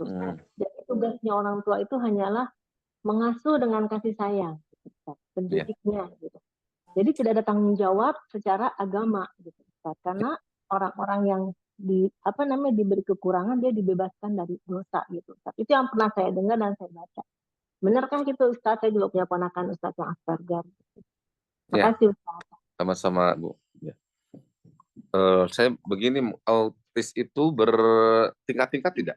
Bertingkat-tingkat Ibu. Ada yang autisnya mungkin maaf berat, tapi kalau yang agak ringan dia bisa paham masalah agama dan sebagainya tetap wajib. Oke, tetap terkena. Iya, karena kewajiban agama itu kan berkaitan dengan akal seorang. Kalau orang masih berakal dan sebagainya ya berarti sesuaikan dengan akal, tingkatan akalnya itu. Kalau memang autisnya parah mungkin ya sudah nggak bisa paham sama sekali apa sekali ya, ini berarti sudah orang tuanya yang murni mengasuh dia sebagai anak gitu, nggak, kewajiban agama sudah tidak bisa karena nggak bisa sama sekali paham kan mungkin ya. Tapi kalau autisnya tingkat mungkin rendah atau ya sederhana lah gitu, tetap wajib dia kalau memang dia bisa memahami itu Bu ya, gitu Bu. Yang lebih paham tentang ini tingkatan-tingkatan mungkin yang dokter sama yang pengalaman mungkin ya. Ya. Oh gitu ya Ustaz ya. Banyak berarti tingkat mungkin beliau. Soalnya yang saya dengar waktu itu Ustaz, pokoknya semua anak yang memiliki kekurangan, orang tuanya tidak, itu apapun buta, cacat apa, fisik dan sebagainya, itu Ustaz, berarti orang tuanya sebenarnya sudah dibebaskan dari yang namanya dosa si anak gitu, kewajiban si anak. Tetap boleh mengajarkan, tapi tanggung jawab si anak itu sebenarnya udah bukan jadi beban orang tua. Gitu yang saya dengar. Salah berarti. Itu dalam bentuk semua bentuk kekurangan Bu ya? Iya, buta, misalkan cacat, ya otis dan sebagainya. Kalau buta masih kan kita sumber ilmu itu dari telinga dan mata ya. Nah, kalau orang sudah buta dan tuli, nah itu sudah nggak ada kewajiban. Nah, maaf informasi dari mana? Kalau buta dan tuli kan nggak ada, dari sentuhan saja kan ya. Tapi kalau masih buta dia masih bisa dengar dan masih bisa diajari dan informasi bisa. Akalnya tadi. Tapi kalau maaf kekurangan misal tidak punya tangan, itu masih akalnya masih berfungsi semua, tetap wajib. Wajib sesuai dengan kemampuan dia. Ya maaf ya, nggak punya tangan dia, wudunya gimana dong? Ya yang nggak ada tangan nggak usah dibutuhin juga kan gitu aja. Misalnya gitu. Tetap tapi wajib. Itu ada yang habis-habis, ada yang autis di Mesir itu ada yang habis-habis itu juga. Karena ada autis yang dia hafalannya bagus. Cepat, iya. Anak saya alhamdulillah mungkin lebih ke hafalan. Tapi kalau untuk paham saya nggak tahu juga, karena seperti kayak saya selalu ulang-ulang namanya ikan-ikan, Tuhan kita itu Allah. Jadi saya repeat terus kayak gitu. Dan kalau saya tanya, Itan, Tuhan kamu siapa? Allah. Dia bisa jawab. Saya ulang-ulang dia paham atau enggak artinya, tapi dia mengingat itu. Nah, kasus yang punya anak bisa dari bahasa itu dia ngulang-ulangnya itu yang ibunya sabar gitu. Nah, sabar ngulang-ulang, tapi memang begini kuncinya itu katanya. Yang ngajak dia bahasa Prancis harus sendiri. Yang ibunya ngomong bahasa Arab ya. Ya udah ibu ini khusus ngomong bahasa Arab. Jangan ngomong lain. Biar anak nggak bingung kalau ketemu ibu ini berarti Arab gitu. Nah, yang ini yang diperbantukan mengajar Prancis ya sama dia Prancis terus. Jadi kalau dia ngeliat ini berarti Prancis gitu. Jadi memang ya kebetulan dia secara duit berlebih juga mungkin ya, jadi bisa membayar yang mengajar bahasa Inggris, bahasa ini gitu. Itu tadi dia kalau ketemu bapaknya ngomong bahasa Inggris, bapaknya bahasa Inggris. Jadi dia itu bisa sesuai dengan yang ketemu, dan dia memang sabar ngulang-ulangnya itu, diulang-ulang itu, dan hafalannya mungkin bagus yang di Mesir tadi. Kelebihannya di hafalan itu mungkin. Mau nambahin juga, kebetulan saya juga punya keponakan, mungkin kondisinya kurang lebih sama-sama, dan jadi umurnya juga 8 tahun ya, kurang lebih sama. Iya, 9 tahun ya. Jadi dia tuh kayak fokusnya kalau cuma lihat kipas angin. Jadi kalau misalnya kipas angin dimatiin dia tantrum. Nah, tapi mamanya nih kan dikasih pengertian agama juga nggak bisa. Betul. Tapi sama mamanya sama papanya kayak diberi contoh gitu loh Ustadz. Jadi kalau mamanya Salah. Ya, dinyalakan lah gitunya. Karena si mamanya juga takut kan kalau misalnya kelihatan si anak, takutnya anaknya ngapa-ngapain. Jadi memang pas mamanya sholat, anaknya dimasukkan ke dalam kamar sama dia, dikunci, terus dinyalakanlah apa yang bikin dia interest kan, karena dia sukanya pakai kipas angin yang baling-baling itu Ustaz, kipas angin. Jadi dia konsentrasi. Nah, mamanya sholat begitu terus kalau ngaji dia juga ada kayak gitu. Iya, jadi pas kemarin akhir tahun ini mamanya sama papanya mau umroh kan agak galau gitu. Ini anaknya nggak bisa ditinggalin sama siapa-siapa, sedangkan pas mau diajak umroh takut malah mengganggu gitu kan. Terus akhirnya setelah kegalauan, akhirnya ya udahlah diajak aja, bagaimana nanti Allah aja gitu, berserah diri gitu kan. Akhirnya dibawalah ini anak gitu. Walaupun masih suka nangis atau apa, jadi pas waktunya sholat, ayo dibawa, digotong sama bapaknya, didudukin, walaupun dia di masjid bagaimana gitu kan. Nah, tapi setelah mereka pulang dari umroh, alhamdulillah jadi anaknya jadi suka, mama ayo sholat gitu. Padahal dia juga nggak tahu gitu loh sholat itu. Cuma dia tiba-tiba suka gitu, walaupun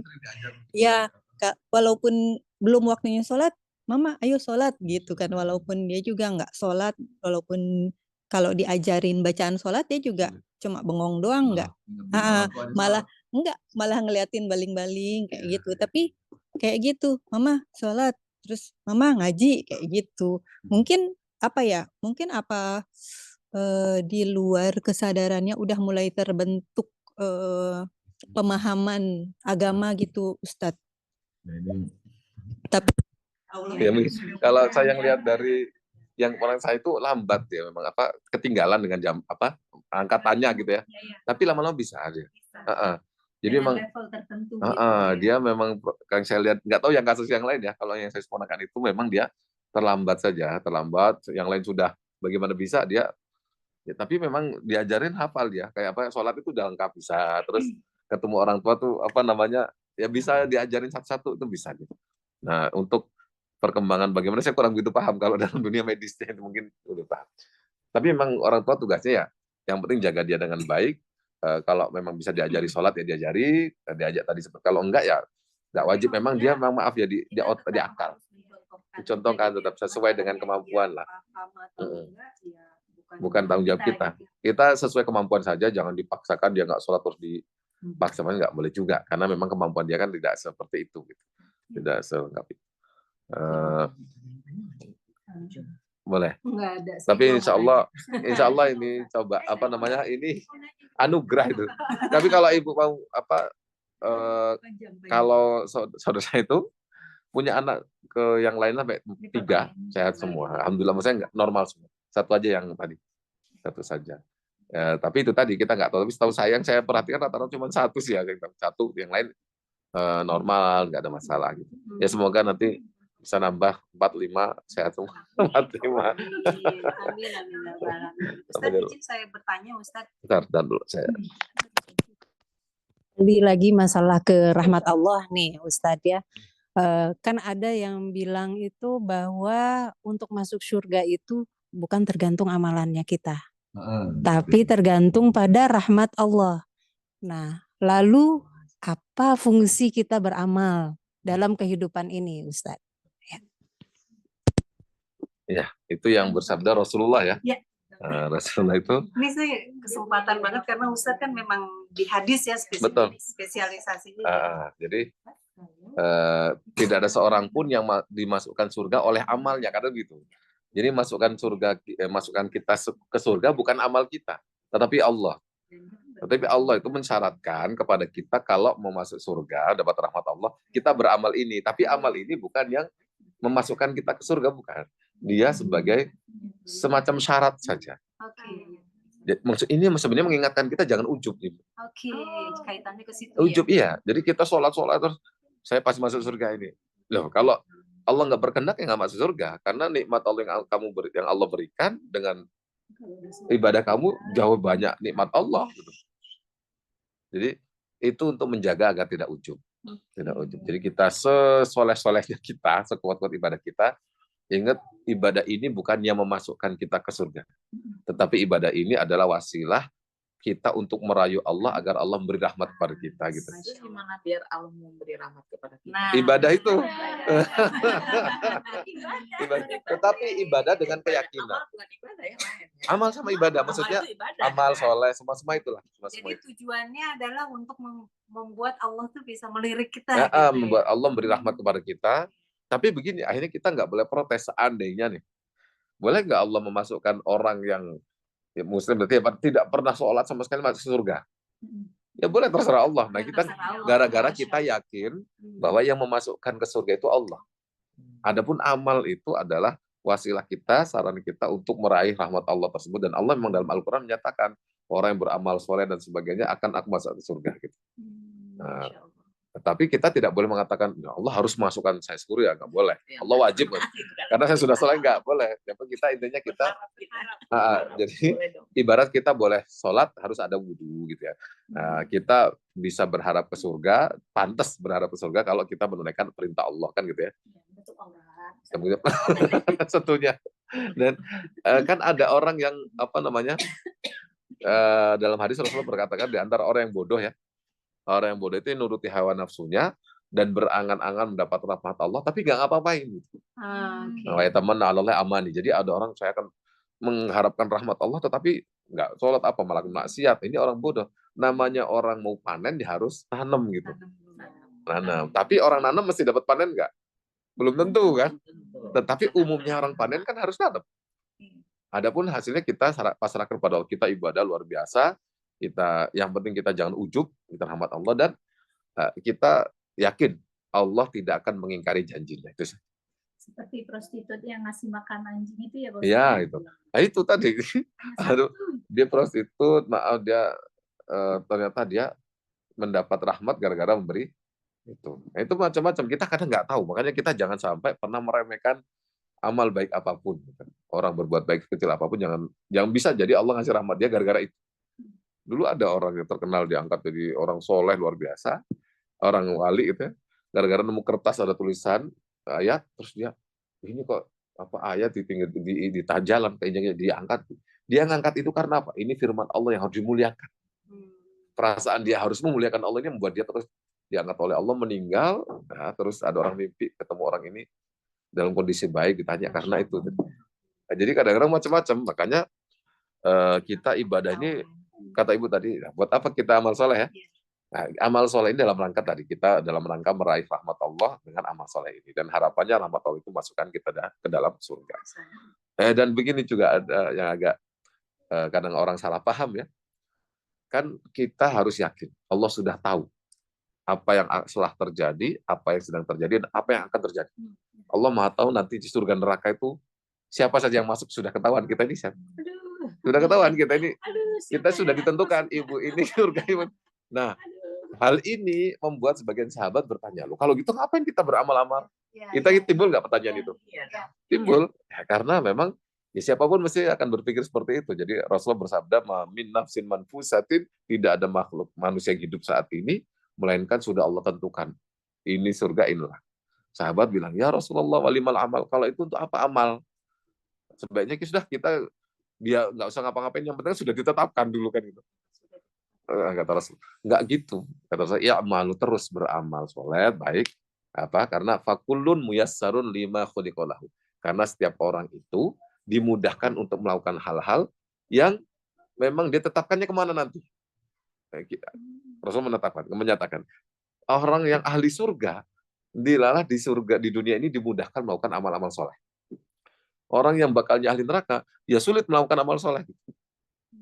Kebayang, maksudnya paham nggak? Itu ciri-ciri salah satu. Ciri-ciri, betul. Ciri-ciri. Orang yang bakalnya ahli surga, memang di dunia ini melakukan amal soleh kok mudah banget. Dalam arti diajak pengajian gampang, disuruh gampang. Ibu-ibu yang diajak pengajian, yang belum tentu ahli neraka juga, nggak boleh juga. Cuman tadi, bahwa di antara ciri-ciri orang yang ahli surga itu, dan kata Rasulullah yang sudah ditetapkan ahli neraka oleh ahli surga oleh Allah, dia itu mudah melakukan hal-hal baik. sedekahnya ringan apa itu. Tapi orang yang memang sudah ditetapkan ahli neraka, ya sulit disuruh ini, nggak mau sini. Yang dilalah, bahasa di Jawa itu dilalah itu apa? Dilalah ya sudahlah. Bukan. Nggak tahu dilalah itu apa? Kebetulan. Ini susah nih, itu jatuhnya gimana tuh? Bukan, ini untuk, ini hadis ini untuk apa? Hadis ini untuk introspeksi masing-masing. Kita kok diajak kebaikan, wah jangan-jangan sini ahli neraka gitu. Harus pikir, jangan vonis orang hadis ini. Nah, itu jangan vonis. Ini untuk mengintrospeksi diri kita. Jadi kalau kita diajak kebaikan mudah, pas diajak judi online apa main nggak jelas, gampang. Hati-hati nih, jangan ini tanda-tanda ini saya gitu. Ke saya sendiri, jangan ke vonis orang lain. Jadi kita harus yakin, berangkat dari keyakinan tadi. Allah Maha tahu apa yang akan terjadi bahkan sampai kiamat. Allah sudah tahu siapa surga neraka, tapi tadi kata Rasulullah, ya malu, terus beramal. Karena apa? Karena setiap orang itu dimudahkan melakukan hal-hal yang memang sesuai dengan kemana dia nanti di akhirat. Kalau emang di ahli surga, akan dimudahkan oleh Allah melakukan hal-hal yang baik, amal soleh dan sebagainya. Nah, ini membuat kita nggak ujub juga bahwa ternyata saya pengajian ini bisa pengajian tidak lain juga karena ada kemudahan dari Allah. Jadi saya bisa sholat dengan baik biar nggak ujub. Sholat dengan baik ini tidak lain juga karena ada pertolongan Allah juga, bukan murni saya usaha. Gitu ya, Cami. Ustaz, kalau Satu-satu. Masih terkait sih sebenarnya. Ya. Udah nih tanya. Ya, tadi angkat tangan dulu sini. Silakan duluan, siapa? Moderator. Enggak, maksudnya beliau menentukan. Masalah wujud apa namanya? Orang yang merasa dimudahkan berbuat soleh gitu. Nah, apakah ada kaitannya dengan Allah naik turunkan iman seseorang gitu? Jadi ketika sedang soleh-solehnya terus tiba-tiba sama Allah dibikin males gitu. Apakah itu bentuk rahmat Allah juga, Ustadz? Jadi maksudnya supaya jadi. Ya, salah satu membuat orang ini. Salah satu membuat orang biar nggak ujub, kadang orang ada maksiat. Jadi orang yang nggak pernah salah sama sekali, nggak pernah maksiat sama sekali, bisa kena ujub. Makanya orang kadang kena maksiat biar dia tobat. Tapi ya hati-hati, jangan terus-terusan sama, jangan kebablasan. Jadi orang yang nggak pernah dosa sama sekali, ada hadisnya sebenarnya. Jadi Allah lebih suka dengan hamba yang dia soleh, kadang maksiat, terus tobat. Tapi bukan tobatnya pas tobat niat nanti maksiat lagi, enggak. Allah lebih suka orang yang kadang kepleset, namanya manusia, tapi terus tobat. Dan ketika tobat, yang penting dia tidak nanti maksiat lagi, enggak. Yang penting dia sudah yakin tobat, ternyata dia down, tobat. Allah lebih suka itu daripada hamba yang soleh terus gitu. Nah, Allah lebih suka ada hamba yang berharap diampuni gitu loh. Nah, kadang maksiat ini biasa. Orang yang nggak pernah maksiat nanti ujub larinya. Ujub apa ya dia? Merasa istimewa terus. Kalau dia pernah maksiat ya, nah ternyata saya juga manusia yang punya kekurangan. Nah, hanya nggak mudah memvonis orang. Nah, gitu ya. Nah, ini ada hubungannya. Ada gini, hadis beliau sampai bersabda begini. La halima illa dzu asratin. Orang tidak akan bersifat bijak, tidak mudah marah dan sebagainya, melainkan dia punya kesalahan. Orang yang nggak punya salah kan bahaya. Orang lain salah pasti akan marah-marah gitu. Tapi kalau kita punya salah, ada orang salah ya kadang mudah memaklumi kan gitu ya. Nah itu, jadi memang untuk bisa bijak dan sebagainya oleh Allah kita dibuat kadangnya salah, kadang dosa, gitu, biar bisa bersifat bijak. Makanya kalau kita ada orang salah ya kita aja salah. Tapi bukan berarti terus pas salah kita terus-terusan salah nggak mau bertobat, nggak. Nah, yang penting ketika sadar tobat. Gitu. Ustaz, ini antara zaman waktu itu dengan pasrah, Pak Ustadz. Maksudnya gini, kalau kita lihat di beberapa kasus ya Pak Ustadz, misalnya si A tuh lagi berusaha untuk memperoleh keturunan gitu kan, udah dicoba cara normal, udah ke rumah sakit, program ini, program itu gitu kan, ini dia masih semangat berikhtiar. Tapi kemudian setelah melaksanakan ikhtiar ini, belum juga hasilnya, kemudian dia udah deh gitu, seolah dia marah sama Allah. Udah, saya enggak mau lagi gitu kan. Tiba-tiba Allah memberikan kehamilan dengan normal. Nah, gitu Pak Ustadz. Nah, maksud saya apakah dengan dia sebenarnya dia itu pasrah. Jadi bukan berputus asa ya. Apakah demikian Pak Ustadz? Iya. Bukan putus asa, itu pasrah kepada pasrah. Allah. Usaha dan udah saya sudah usaha begini-begini udah saya serahkan pada Allah, dan tapi terus berdoa kan ya. Minta pada Allah, dan saya sudah pasrah. Itu pasrah beda dengan putus asa. Kalau putus asa dari rahmat Allah ya tadi dia sudah nggak berdoa lagi, sudah Allah kayaknya nggak akan beri lagi saya. Itu sudah ada pikiran Allah sudah nggak akan beri dia lagi, Allah nggak akan ini lagi gitu, yang itu putus asa. Tapi kalau pasrah mungkin dia sudah usaha dan mungkin biayanya habis dan sebagainya sudah, dia tetap berdoa terus saja. Husnudzonnya kepada Allah ada. Jadi kalau sudah pasrah total ya tadi tawakal, artinya tawakal itu kan bisa dengan salah satu bentuknya tidak berobat sama sekali. Hanya dia mengharap dari Allah murni, bisa juga pasrah. Itu satu, Ustaz. Yang kedua yang lawannya ujub nih. Maksa benar nih. Yang ujub ya. Baru semalam saya dengar pengajian bahwa kita jangan merasa bangga ya ibu-ibu dengan amalan yang udah kita berbuat gitu Pak Ustadz. Nah, misalnya begini Pak Ustadz. Ada orang nih, dia tuh merasa udah baik banget habluminallahnya gitu. Kemudian sehingga tercederai habluminannasnya dengan menjudging orang kurang adab lah, inilah gitu ya. Kita nih sebagai pihak yang dijudging oleh dia, kita nggak mau satu grup dengan dia gitu. Nah, bagaimana kita menetralkan hati kita bahwa wah dia udah begini nih ujub nih gitu Pak Ustadz. Gitu. Jadi kita dalam rangka menjaga hati kita gitu Ustadz. Ya demikian Ustadz. Kita dijudging, tadi gue bilang, kita dijudging oleh dia bahwa kita ini kurang beradab, habluminannas kita kayaknya kena dibanding dia gitu, karena dia merasa lebih baik dari orang gitu misalnya. Karena bagaimana kita supaya tidak sama kita dengan dia, gimana kita menjaga hati ya.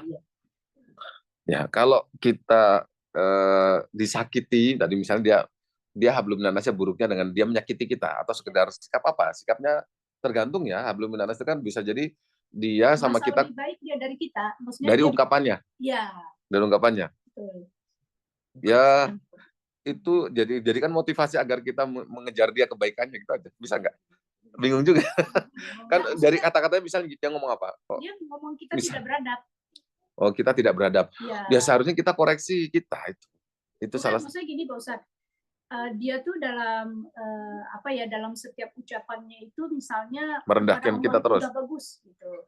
Tapi memandang manusia itu lebih rendah dari dia begitu. Oh iya, betul. Itu bagaimana kita bukan menilai dianya ya. Kitanya yang diperlakukan seperti itu bagaimana supaya kita tidak menjudging dia. Wah, betul. Orang tahu gitu Pak Ustaz. Ini kalau mau main tingkat tinggi ya. Ya. Tingkat tinggi main hati. Ini main hati ini agak berat. Ketika kita digitukan itu kalau yang ulama-ulama dalam hal dunia tazkiyatun nufus itu, ketika disakiti dia berarti ini saya memang yang perlu perbaikan. Dia menjadi cermin gitu. Jangan sampai saya seperti itu, tapi ini berarti saya kurang. Nah, jadi ada siapa sih Abu Yazid Al-Bustami apa ya? Dia orang tokoh besar, pas datang nggak ada yang kenal, bahkan diusir dan sebagainya. Padahal orang besar. Orang besar itu kan hawanya biasa dimuliakan. Ketika biasa dimuliakan, ini larinya memang nanti sombong, bahayanya gitu. Suatu ketika dia sudah merasa terkenal gitu, pas datang ke suatu tempat tidak dianggap sama sekali kan nggak ada yang tahu. Akhirnya dia merasa bahwa oh iya selama ini memang ternyata dia sadar bahwa selama ini saya merasa bangga terus, memang harus diginikan. Contoh saya guru di Mesir ada ulama namanya Sya'rawi, itu ulama besar. Dia kalau hari-hari biasa kadang bersihin WC di masjid dan sebagainya. Masjid ketegur, awalnya ngomong saja, diam saja. Akhirnya ngomong, pas ditegur lama kok terus bersihin gitu. Saya ini untuk menjaga hati saya. Karena kalau saya berada di depan terus, dihormati terus, hawanya minta dihormati terus. Nah ini untuk menaklukkan saya. Nah makanya ada satu guru kami melatih kami biar nggak merasa bangga terus. Kalau ada pengajian anak-anak, kami suruh melayani. Untuk apa? Biar kamu itu mengalahkan sifat kamu sudah biasa ditaruh di depan gitu. Anda sudah taruh di depan biasa ngisi, nanti ngelayani orang kan gengsi. Itu malah dikasih ini, suruh bagi minum, suruh apa. Itu ngelatih kadang-kadang. Makanya kadang perlu ada guru yang ngelatih gitu, kadang-kadang kita menaklukkan itu. Nah Ibu, tadi kita kan sudah merasa bagus ya. Kalau dibilang sama dia kurang adab dan sebagainya, kurang adab. Ya, bisa jadi kita ini menjadi koreksi bagi saya untuk semakin meningkatkan gitu kebaikan saya. Biar saya juga jangan sampai kena ujub juga, sudah merasa istimewa. Makanya ditegur oleh dia. Tapi kalau kita nggak suka sama dia, sikap dia, ya itu menjadi cermin jangan sampai kita seperti dia gitu saja. Nah, tapi teguran dia bahwa kita kurang baik dan sebagainya, jadi motivasi saja bahwa ini pengingat dari Allah biar saya nggak ujub dan sebagainya gitu. Insya Allah. Iya. Nah, jadi kalau kita sudah orang besar, kalau tempat kita suruh itu sendalnya ditata. Aduh ya sendal nata. Ini kan udah besar. Enggak, maksud kita ini orang sudah dihormati semua ini. Karena saya kecil. Kita ini kan semua sudah ibu-ibu ini kalau pulang ke Indonesia dimuliakan orang. Tapi bukan berarti terus merendahkan banget, enggak terus datang orang kita bawakan sendalnya, enggak juga gitu. Misalnya kadang-kadang kita meladeni dengan ngasih minum apa itu untuk menaklukkan tadi sih. Gitu ya. Intinya orang mukmin itu cermin bagi kita, Rasulullah. Al-mu'minu mir'atu akhihi. Orang mukmin itu cermin bagi mukmin yang lain. Kita bisa ngelihat orang lain, bisa ambil pelajaran atau kita bisa nyontoh gitu ya. Ada di apa yang mau ada? Ini satu lagi Pak Ustaz. Baik, silakan. Dua lagi. Ya. Jadi ini itunya belum di. Oh, mana? Pak jauh ketarik ya?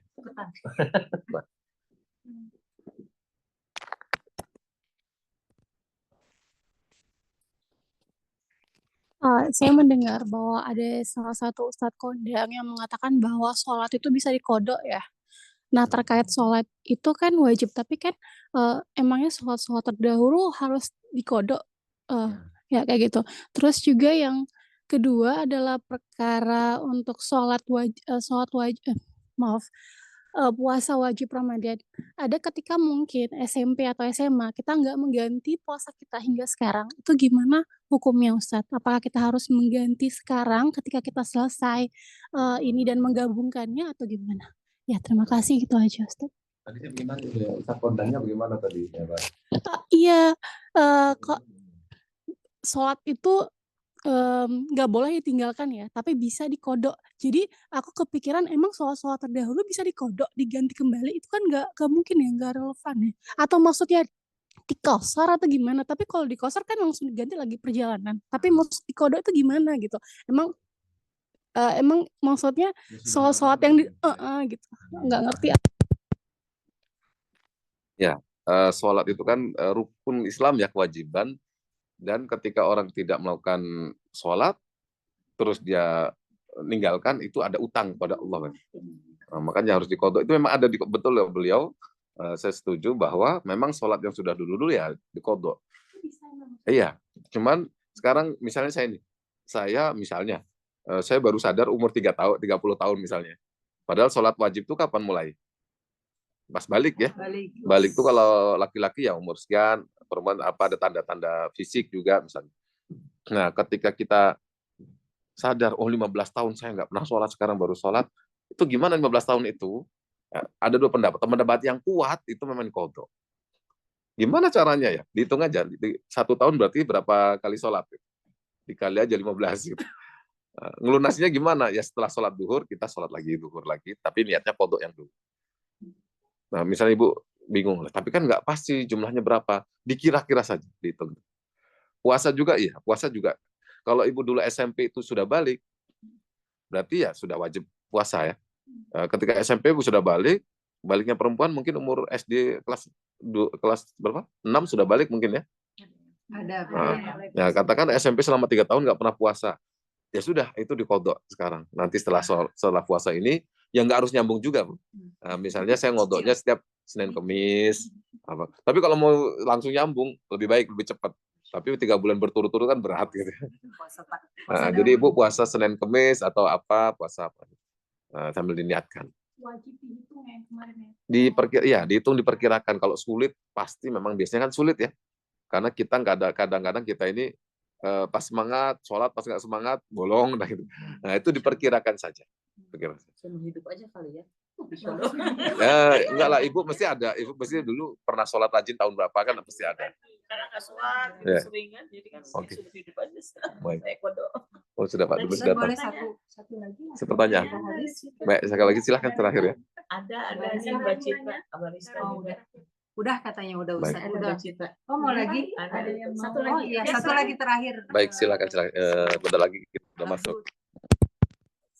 Tadi berhubungan sama ini yang kata Ustaz kan kita tuh udah ditetapkan surga, siapa ahli surganya, siapa ahli nerakanya. Nah, apakah dengan amalan dan kita berdoa gitu, minta tolong sama Allah kita untuk masukin surga itu bisa merubah takdir itu gitu? Nah, ibu yang membuat ibu jadi banyak berdoa dan sebagainya menandakan ibu memang ahli surga kita nih. Bukan. Oh, bukan. Berdoa. Apakah dengan doa? Apa Sudah ditetapkan? Oke. Sudah ditetapkan. Nah, ketika kita dengan amalan berarti amalan dan doa ini menandakan ini memang ahli surga bakalnya gitu. Sebenarnya kita masuk surga. Jadi orang yang dimudahkan oleh Allah untuk beramal dan minta ampun terus berdoa tadi bukan merubah, tapi memang ini tanda-tanda dia, ciri-ciri tadi ya, ini ciri-ciri bilang tadi ya, Iya, tanda-tanda ciri-ciri. dia di ahli surga. Nah, memang ada takdir ada dua, takdir sudah fix nggak bisa diubah, ada yang takdir bisa masih dirubah. mualak bahasanya, diserahkan. Nah, yang ini masuk kemana nih, Ustaz? Kalau sudah ahli surga neraka ini sudah ditetapkan. Sudah ditetapkan. Jadi kalau ibu rajin amal, doa Bisa dirubah ya. Hadir Insya Allah yang hadir begini nih nggak ada. Amin Allah. Amin Allah. Ya tinggal kita memeriksa masing-masing. Ada Ustaz tanda-tandanya nggak panggil pada kami saya? ya kalau duluan Guys, masuk. Ingat siapa duluan nggak tahu. ibu-ibu Araudah Ustaz. Duluan, ibu. Oh. Baik, kita cukupkan Ya, kajian alhamdulillah. pada Silakan siang Ustaz. hari ini Ustaz karena itunya masih di. Sudah masuk waktu zuhur ya. Kita cukupkan kajian kita. Kita doa singkat baik. A'udzubillahi minasyaitonirrajim. Bismillahirrahmanirrahim. Alhamdulillahirabbil alamin. Hamdan yuafi ni'amahu wa yukafi'u mazidah. Ya Rabbana lakal hamdu kama yanbaghi li jalali wajhikal karim wa 'azimi sultanik. Allahumma shalli ala sayyidina Muhammadin fil awwalin wal akhirin wa sallim wa radiyallahu an ashabi Rasulillah ajma'in. Allahumma ighfir lana dzunubana waliwalidina warhamhum kama rabbawna shighara. Ya Allah, ampunilah dosa-dosa kami dan dosa-dosa yang kami cintai ya Allah. Ya Allah, mudahkanlah urusan kami semuanya ya Allah, dan berilah kesehatan kepada orang-orang yang sakit di antara kami dan orang yang kami cintai ya Allah. Terimalah puasa kami ya Allah, dan juga ampuni dosa-dosa kami semuanya ya Allah. Berilah kami kebaikan dari malam Lailatul Qadar ya Allah, dan jadikanlah kami ahli-ahli surgamu ya Allah ya Rabbal alamin. Rabbana atina fid dunya hasanah wa fil akhirati hasanah wa qina adzabannar. Subhana rabbika rabbil izzati amma yasifun, salamun alal mursalin, walhamdulillahi rabbil alamin. Baik, kita tutup dengan membaca kafaratul majlis. Subhanakallah wa bihamdik, asyhadu an la ilaha illa anta, astaghfiruka wa atubu ilaik. Alhamdulillah.